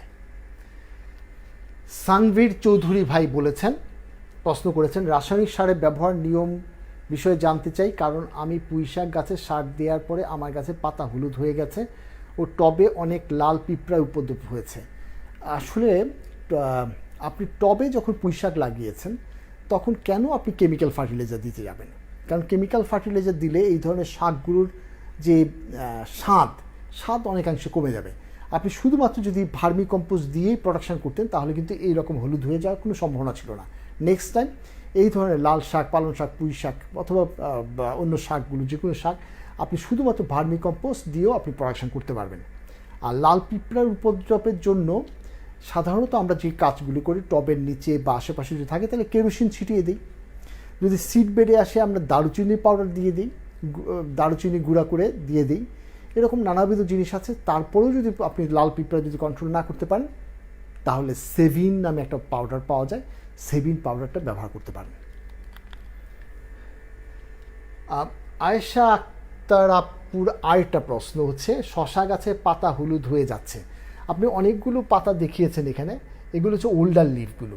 ওল্ডার লিভ যখন পাতাগুলো হলুদ হয়ে যায় তাহলে বুঝতে হবে যেগুলো প্রচুর পরিমাণে খায়, যেমন নাইট্রোজেন সার, এই সারগুলোর অভাব হচ্ছে। তবে আমি কিন্তু সার দিতে বলবো না, আমি বলবো শুধুমাত্র একটু নিড়িয়ে দেন, নিড়িয়ে দিয়ে যদি একটু অর্গানিক ম্যাটার দিয়ে দেন, অর্গানিক ম্যাটার হতে পারে কাউডাং, হতে পারে ভার্মি কম্পোস্ট, সেগুলো দিয়ে দিলে হয়ে যাবে। তবে এই পাতাগুলো দেখে আমার একটু লাগছে, মনে হচ্ছে যে আপনাকে ড্যাপ সার এই গাছগুলোকে দিলে ভালো হতো, কারণ এখানে পাতার কালারগুলো চেঞ্জ হয়ে যাচ্ছে। ড্যাপ, ডাই অ্যামোনিয়াম ফসফেট, এই ড্যাপ সারটা যদি দিয়ে দেন তাহলে, ড্যাপ সার যদি দেন তাহলে যদি এটা যদি জমিতে থাকে তাহলে এখানেও আপনি ড্যাপ সার ব্যবহার করতে পারেন, তাহলে দেখবেন আবার গ্রোথ খুব ভালো হয়ে যাবে। এই মাটিগুলোর স্বাস্থ্য যদি ভালো করতে হয় তাহলে কখনোই মাটিতে আপনার, আমি বলবো যে যারা ধান চাষ করেন তাদের জন্য না, যারা আমরা সবজি উৎপাদন করি তাদেরকে কখনো ফুরাডান জাতীয় কোনো কিছু না ব্যবহার করার জন্য রিকোয়েস্ট করব। ফুরাডান ব্যবহার করলে মাটির যে স্বাস্থ্য আছে এটা নষ্ট হয়ে যায়, এটার ভিতর ইফেক্টিভ মাইক্রো অর্গানিজমগুলো নষ্ট হয়ে যায়। সো আমি বলবো আপনার এই জমিতে নিউট্রিয়েন্ট অ্যাভেলেবিলিটি বাড়ানোর জন্য এবং গাছের গ্রোথের জন্য আপনি যদি সম্ভব হয় ক্লি বায়ো, আপনার কাছে আছে কিনা আমি ঠিক জানি না, ক্লি বায়ো যদি আপনি স্প্রে করে দেন, ক্লি বায়ো, তাহলে আপনার গাছের চেহারা আবার পাল্টায় যাবে। আর একটু হচ্ছে ফলন বাড়ানোর জন্য এই পাতাগুলো যে হলুদ হয়ে গিয়েছে সেটার জন্য ড্যাপ সার, আর একটা হচ্ছে মিউটো পটাশ সার, এগুলো দিয়ে আপনার গাছের চেহারা আবার সুন্দর করে দিতে পারবেন।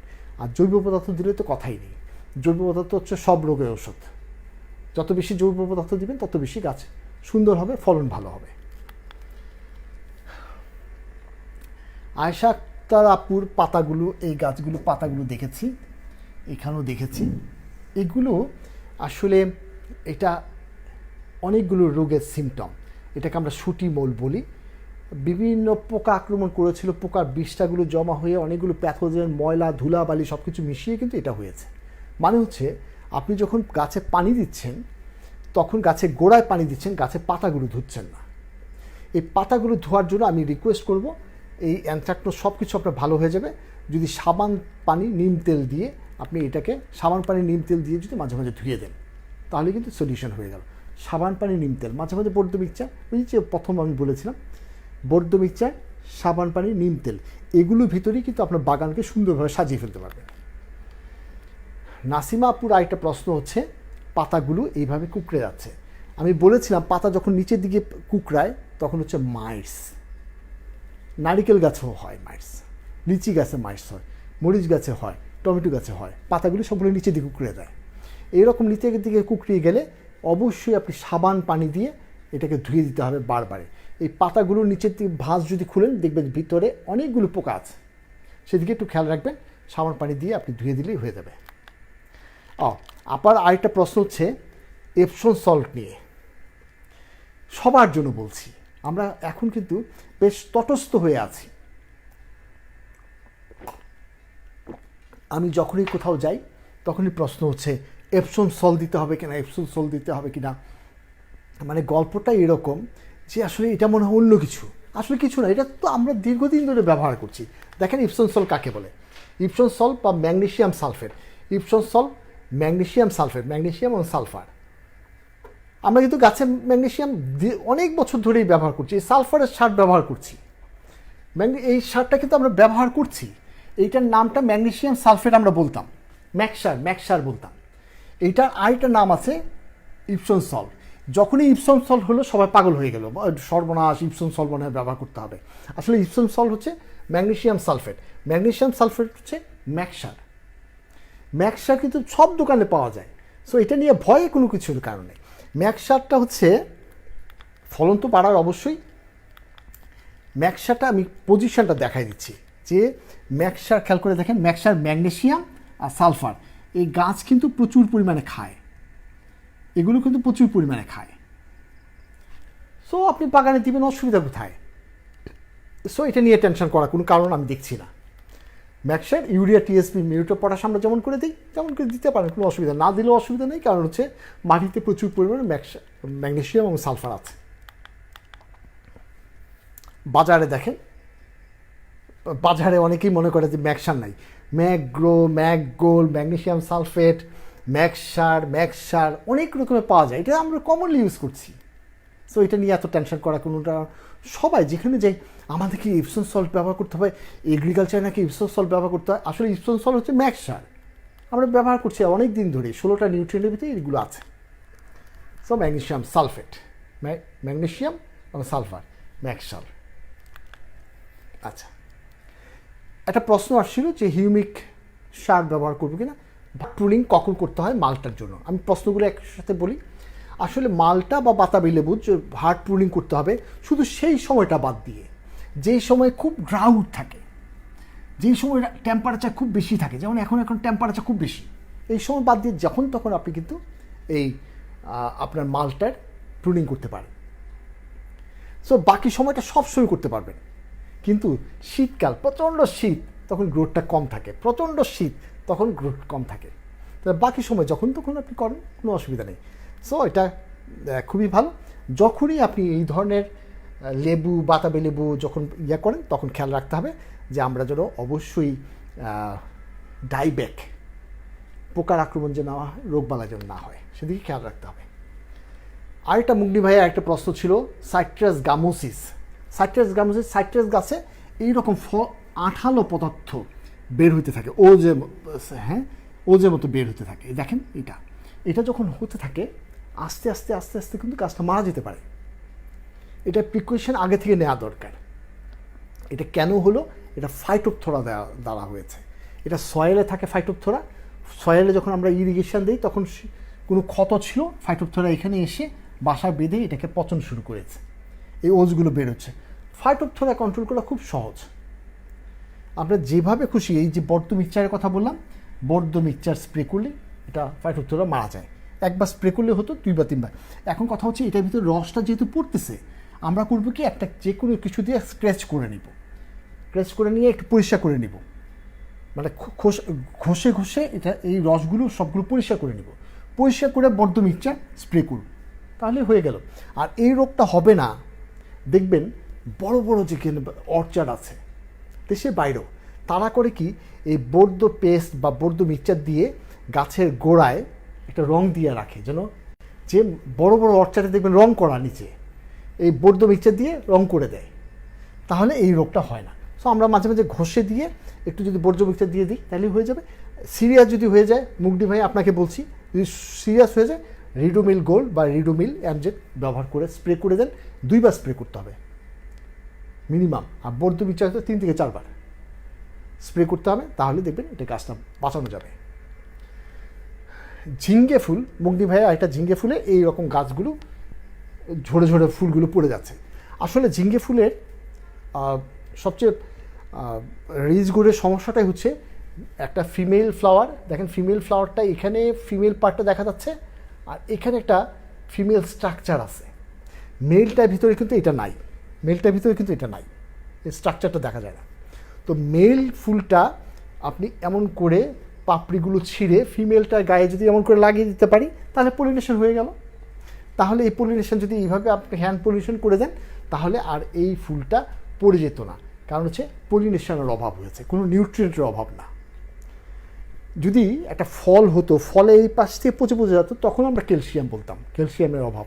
কিন্তু ফলটাই হতে দেয় নাই, সে নিজেই ফুলটাই পড়ে যাচ্ছে, তখন এটা বুঝতে হবে যে পলিনেশনের অভাব হয়েছে। রিচ গোর্ডের মাঝে মাঝে পলিনেশন, হ্যান্ড পলিনেশন করে দিলে 100% ফলন বাড়িয়ে ফেলা যায়। গোলাপ গাছ কীভাবে যত্ন নিতে হবে মুগনি ভাই? গোলাপ গাছের অনেকভাবে যত্ন নেওয়া যায়। আমি খুব স্পিডে কিছু কথা বলে শেষ করি। প্রথম হচ্ছে জাত নির্বাচন। গোলাপ গাছে দেখবেন 2 রকমের পাতা দেখা যায়। নিচের অংশে দেখা যায় এইরকম 7টা, আবার উপরের অংশে এটা হচ্ছে হাইব্রিড। আপনার যে বড় বড় ফুল হয় এইটা যখনই দেখবেন এই গাছে পাতা আছে, সবগুলো ডাল ছেটে দিতে হবে। তাহলে প্রথমে বুঝে নিতে হবে, ওয়াইল্ডটাকে বাদ দিয়ে দিতে হবে, তাহলে এইটাতে আমাদের ফুল ভালো হবে, এই জাতটা যদি হয়। ঠিক আছে, তাহলে খেয়াল রাখতে হবে 5 পাতা, 1 2 3 4 5, এটাতে 7 একটা। আর এটা হচ্ছে ইম্পর্টেন্ট হচ্ছে গাছ প্রুনিং করা। প্রুনিং যদি না করেন তাহলে গোলাপ গাছে ফুল উৎপাদন হবে না। হার্ড প্রুনিং করতে হবে। প্রুনিংটা দেখি, এইরকম ডালপালা আছে, একদম কেটে ফেলবো, ঠাস ঠাস করে কেটে ফেলবো, কেটে এইরকম পরিবেশ। কখন কাটতে হবে? প্রথমত হচ্ছে শীতের আগে আগে, আবার বর্ষায় যে সময় ফুল ফুটবে তার আগে আগে, মানে শীতের আগে আবার শীতের পরে 2 বার কিন্তু প্রুনিং করতে হবে। 2 বার যদি প্রুনিং করে এইভাবে হার্ড প্রুনিং, তখন অনেক লাল পাতা বের হবে। যত বেশি লাল পাতা তত বেশি ফুল, মানে যত বেশি প্রুনিং করবেন তত বেশি। কিন্তু খেয়াল রাখতে হবে 5 পাতার কিন্তু 5 পাতার গাছ হতে হবে। নিচেরটা কিছু ওয়াইল্ড, জোড়া দেয়া, সো নিচের জায়গাতে বের হওয়া যাবে না, উপর থেকে পাতাগুলো বের করতে হবে, এটাও কিন্তু খেয়াল রাখবেন। যেদিনে আমি প্রুনিং করেছি সেদিনেই হচ্ছে কেন বোরার এসে এমন করে ছিদ্র করে আমার কিন্তু ডাইব্যাক শুরু করে দিবে। আস্তে করে এখানে কুয়াশা পানি পড়বে, পচতে পচতে গাছটা মারা যাবে। সো প্রথম দিন যেদিনেই প্রুনিং করবেন সেদিনেই কিন্তু আপনাকে গাছগুলোকে করতে হবে, একটু ওষুধ দিয়ে নিতে হবে যেন পোকা না আসে, সেদিকে খেয়াল রাখতে হবে। আর খাবার, নিউট্রিয়েন্ট ম্যানেজমেন্ট তো খুবই ইম্পর্ট্যান্ট। গোলাপ গাছ প্রচুর পরিমাণে খায়, আমার মতো শুধু সারা দিন 24 আওয়ার শুধু খাবার নিয়ে চিন্তা করে গোলাপ গাছ। যেহেতু প্রুনিং 2 বার করে, আমি যেহেতু লেবার হিসাবে কাজ করি, একটু কাজ বন্ধ হলেই মনে হয় যে কিছু খাই। রাস্তার পাড়ের পরোটা, ডিম, পরোটা ডিম এর চেয়ে বেশি তো খাই না, এগুলি খেতে পাই। সো গাছেও কিন্তু এই কয়েকটা জিনিস পরোটা ডিমের মতোই প্রচুর পরিমাণে খৈল তাদের পছন্দ, হাড়ের গুঁড়া প্রচুর পরিমাণ পছন্দ, আর একটু মিউরেট অফ পটাশ দিলে গাছে ফুলের সংখ্যা বাড়বে। তাহলে কয়টা জিনিস, পরোটা, ডিম ভাজি, আর একটু চা, এরকম আমার খাবার যেটা ঠিক গোলাপ ফুল হচ্ছে এইরকম। বেশি করে খৈল পচা খাবে, বেশি করে হাড়ের গুঁড়া দিবেন, একটু করে খৈল দিবেন, আর গাছের টবে যদি হয় তাহলে মাঝে মাঝে কলার খোসা টোসা টবের ভিতরে মাটির ভিতরে ঢুকিয়ে দিবেন, তাহলে দেখবেন ফুল বেশি হবে। তাহলে মনে রাখতে হবে কিন্তু এটা। আচ্ছা, মজার ব্যাপারটা কি জানেন, গোলাপ গাছে ফুল, একটা গাছে ফুল ফুটলো, যদি এই ফুলের পাপড়িগুলো গাছেই পড়ে যায় তাহলে সে বুঝে গেল যে আমি এখন সিড উৎপাদন করে ফেলেছি, সো আর ফুল দেওয়ার দরকার নেই। সো গোলাপ গাছে পাপড়িগুলো ম্যাচিউর হয়ে ঝরে পড়ে গাছের থেকেই, তাহলে কিন্তু ফুল উৎপাদন বন্ধ হয়ে যাবে। সো যখনই একটা ম্যাচিউর ফুল হবে তখন ফুলগুলো কেটে আমার কাছে নিয়ে আসবেন, না আমার কাছে না, আপনি আপনার ফ্রেন্ডকে দিয়ে দিবেন। এর জন্য অবশ্যই খেয়াল রাখতে হবে ফুলে কখনো পাপড়িগুলো গাছেই পড়ে যাওয়া যাবে না, তার আগেই লম্বা ডাল সহ কেটে ফেলতে হবে, তাহলে ফুলের সংখ্যা বেশি হবে। আমি মনে হয় ক্লিয়ার করতে পেরেছি বা পারিনি। গাছের ভিতরে থাকা অবস্থায় ফুলের পাপড়িগুলো ঝরে পড়া যাবে না, তার আগেই গাছে লম্বা ডাল সহ কেটে ফেলতে হবে, ফুলগুলো হারভেস্ট করে ফেলতে হবে। হারভেস্ট করে কী করতে হবে, ফুলদানিতে রাখতে হবে, নাহলে আমার কাছে পাঠিয়ে দিতে হবে, তাহলে হলো। প্রচুর পরিমাণে পোকা হয়, পোকাগুলো কন্ট্রোল করতে হবে। আমরা জানি যে নিম তেল সাবান পানি স্প্রে করলে এই পোকাগুলো হয় না।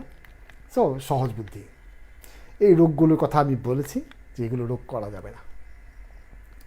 আব্দুল্লাহ আল মামুন ভাই এইরকম একটা গাছ পাঠিয়েছেন, আমি সারপ্রাইজ হয়েছি। মামুন ভাই কি দেখছেন?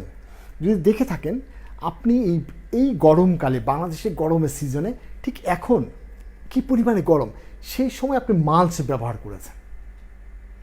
এইটার ভিতরে যে কত ডিগ্রি টেম্পারেচার হয়েছে ভিতরে জানেন আপনি? শীতের দেশের মাল্চ আপনি গরমকালে এনে লাগিয়ে রেখেছেন।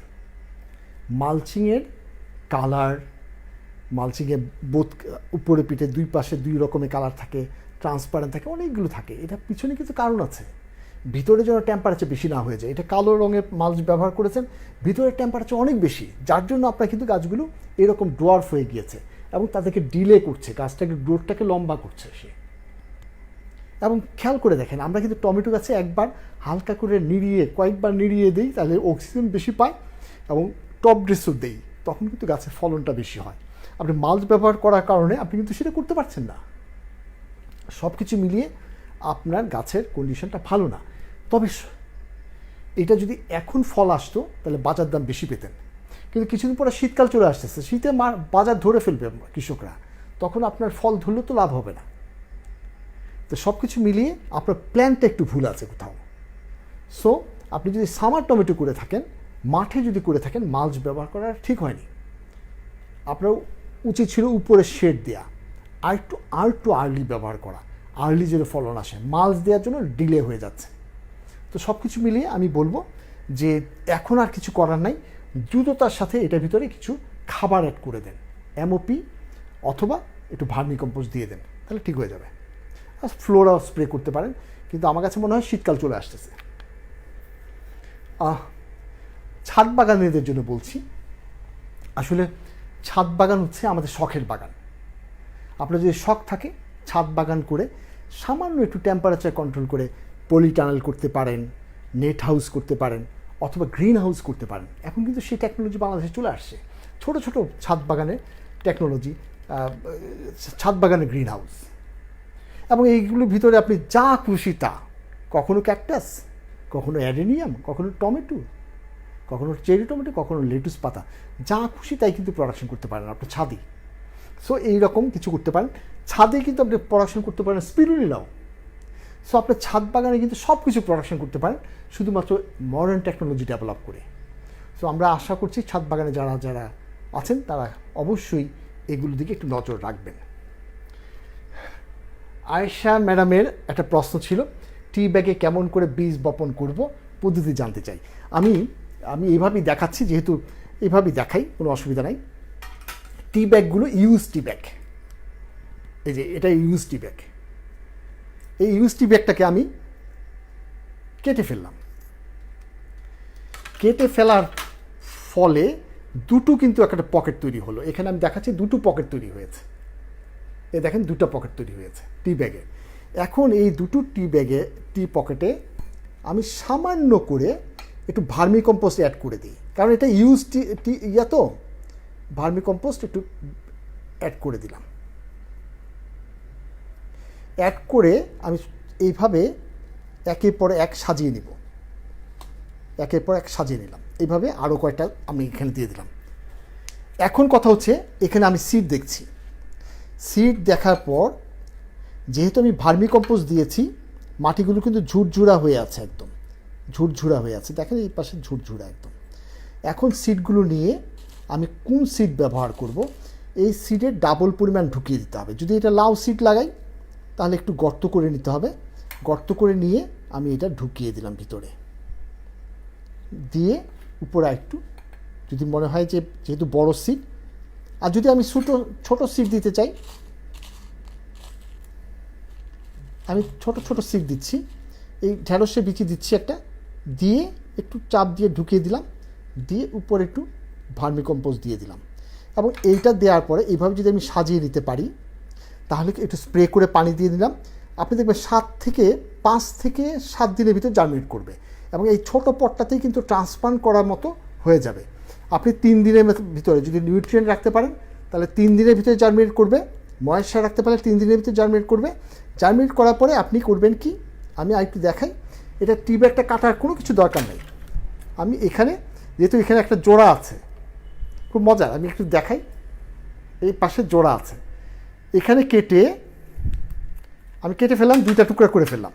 2টা টুকরা করে এই 2টা টুকরা 2টা মাটির ভিতরে ঢুকিয়ে দিলাম, আলাদা আলাদাভাবে মাটির ভিতরে। এটা না কাটলেও চলবে, কিছুদিন পরে ডিগ্রেডেবল এটা, তাহলে হয়ে গেল।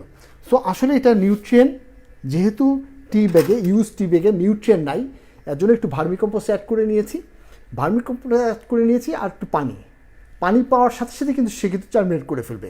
জার্মিনেট করার পরে যে 2 দিন 3 দিন 5 দিন 7 দিন রেখে দেবেন এটার ভিতরে, সেই সময় নিউট্রিয়েন্ট পাবে হচ্ছে ভার্মি কম্পোস্ট থেকে, তখন গাছের গ্রোথটা খুব ভালো হবে। সেদিকে একটু খেয়াল রাখলেই হলো। এতটুকুই প্রশ্ন ছিল।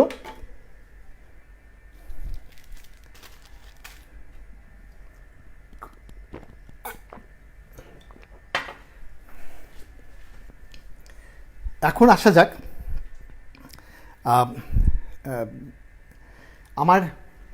আমরা প্রথমেই বলেছিলাম যে যারা আমার এখানে প্রশ্ন করেন,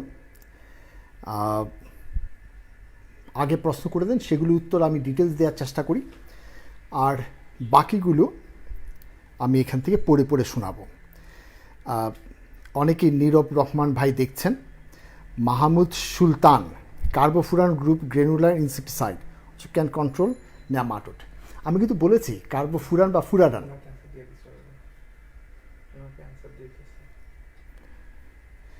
আচ্ছা, কার্বোফুরান বা ফুরাডান এগুলো কিন্তু আমি ডিটেলস বলেছি। মাটির কোয়ালিটি খুব ইম্পর্টেন্ট। আমি যদি একবার ব্যবহার করি সমস্ত মাইক্রোনিউট্রিয়েন্টগুলো, ইফেক্টিভ মাইক্রো অর্গানিজমগুলো নষ্ট হয়ে যায়, সেজন্য এটা আমি সেটা সাপোর্ট করি না। মেহেদি আবদুল্লাহ ভাই দেখছেন, অনেকেই দেখছেন, সাহাদাত হোসেন ভাই দেখছেন, রুবি হক দেখছেন, খায়রুল আহসান ভাই দেখছেন,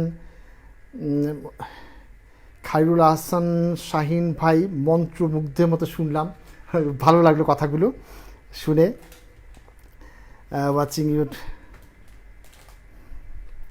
আমার মনে হয় সবগুলো প্রশ্ন উত্তর দেওয়া হয়ে গিয়েছে না?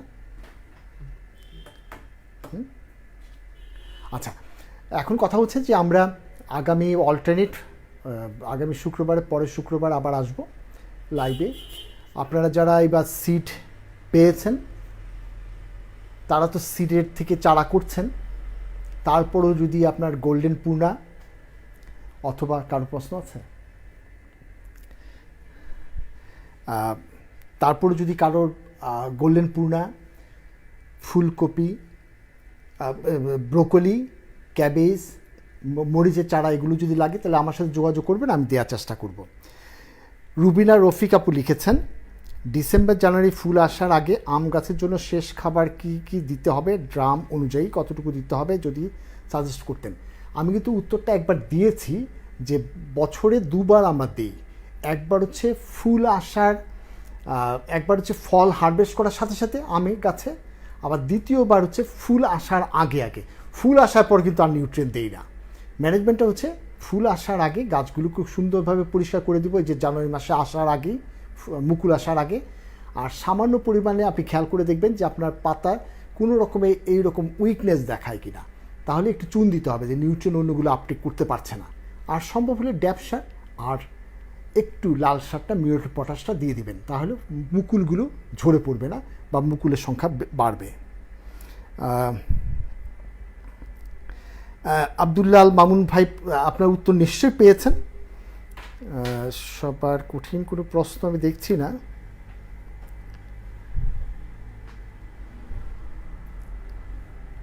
নাজমা আক্তার আপু লিখেছেন, বোরন সার প্রতি লিটার পানিতে 1 চিমটি করে গুলায় গাছের গোড়ায় দিয়েছি।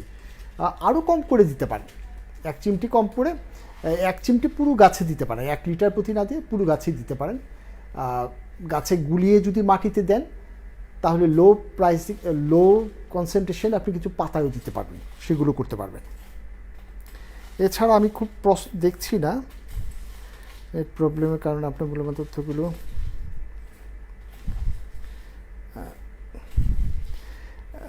সৈয়দা নাসিমা আপু লিখেছেন, স্যার আপনি কি ঠান্ডা চা খাচ্ছেন? আসলে লাল চা খাচ্ছি। মণি বলেছে আমার ভুঁড়ি হচ্ছে, মণি এর জন্যই খুব কন্ট্রোল করে।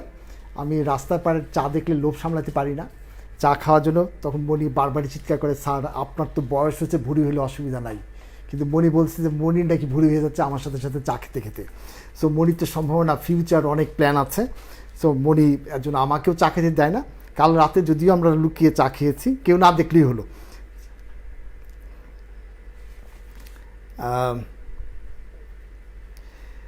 আশিস রঞ্জন দে লিখেছেন, ফুল থাকলে বর্জ্য মিক্সচার দেওয়া যাবে কিনা, ব্যবহারে কতদিন পর ফল খাওয়া যাবে, তুতে যেহেতু বিষাক্ত তাই জানতে চাওয়া। ফুল থাকলে ফল আমরা কতদিন পরে হারভেস্ট করি সেটা খেয়াল রেখে তখন দিতে পারবো। মজার ব্যাপার হচ্ছে তুতে এবং চুন, সেটার জন্য কারণ হচ্ছে এ দেশটাতে আমার সন্তানকে, আমাদের সন্তানদেরকে রেখে যাব, আমরা রেখে যাওয়ার সময় যেন বলতে পারি ওরা ভালো থাকবে, এইরকম একটা দেশে আমরা রেখেছি।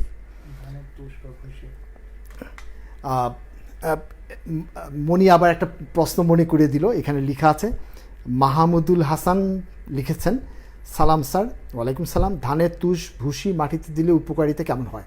ধানের তুষ বা ভুসি দুটো দিলেই কিন্তু উপকারী। এক হচ্ছে অর্গানিক ম্যাটার, আরেকটা হচ্ছে সয়েল কম্পোজিশন কিন্তু ইনক্রিজ করে। যার জন্য হচ্ছে আপনারা যদি এগুলো ইউজ করেন, অনেকে কিন্তু ধানের তুষ যখন পুড়িয়ে ফেলে সেটাও কিন্তু মাটিতে ব্যবহার করে, অ্যাশ এবং আমাদের জন্য খুবই উপকারী। সব কিছু মিলিয়ে ধানের তুষ বা ভুসি যদি ব্যবহার করেন উপকার আছে। বাট আমি কেন যেন মাঝে মাঝে বলি কি যে আপনারা কখনো ওই কাঠের দোকানে যে কাঠের সডাস্ট যেটা বের হয় এটা ব্যবহার করতে না করি। কারণ হচ্ছে এটা ব্যবহার করলে গাছের শিকড়ে যে টক্সিক রসটা বের হয় এটা কখনো কখনো শিকড়কে পচিয়ে দেয়, সেদিকে একটু খেয়াল রাখবেন। সো আজকে এখানেই শেষ করি। সবাই ভালো থাকবেন, সবাই মিলে আমরা সবুজে আন্দোলন করি। আমরা শুধুমাত্র নিঃশ্বাস নিতে চাই খুব ভালোভাবে। আজকে যারা আমার এই লাইভটা শুনলেন সবাইকে শুভেচ্ছা জানিয়ে আজকে শেষ করছি। ধন্যবাদ সবাইকে, ভালো থাকবেন। আসসালামু আলাইকুম।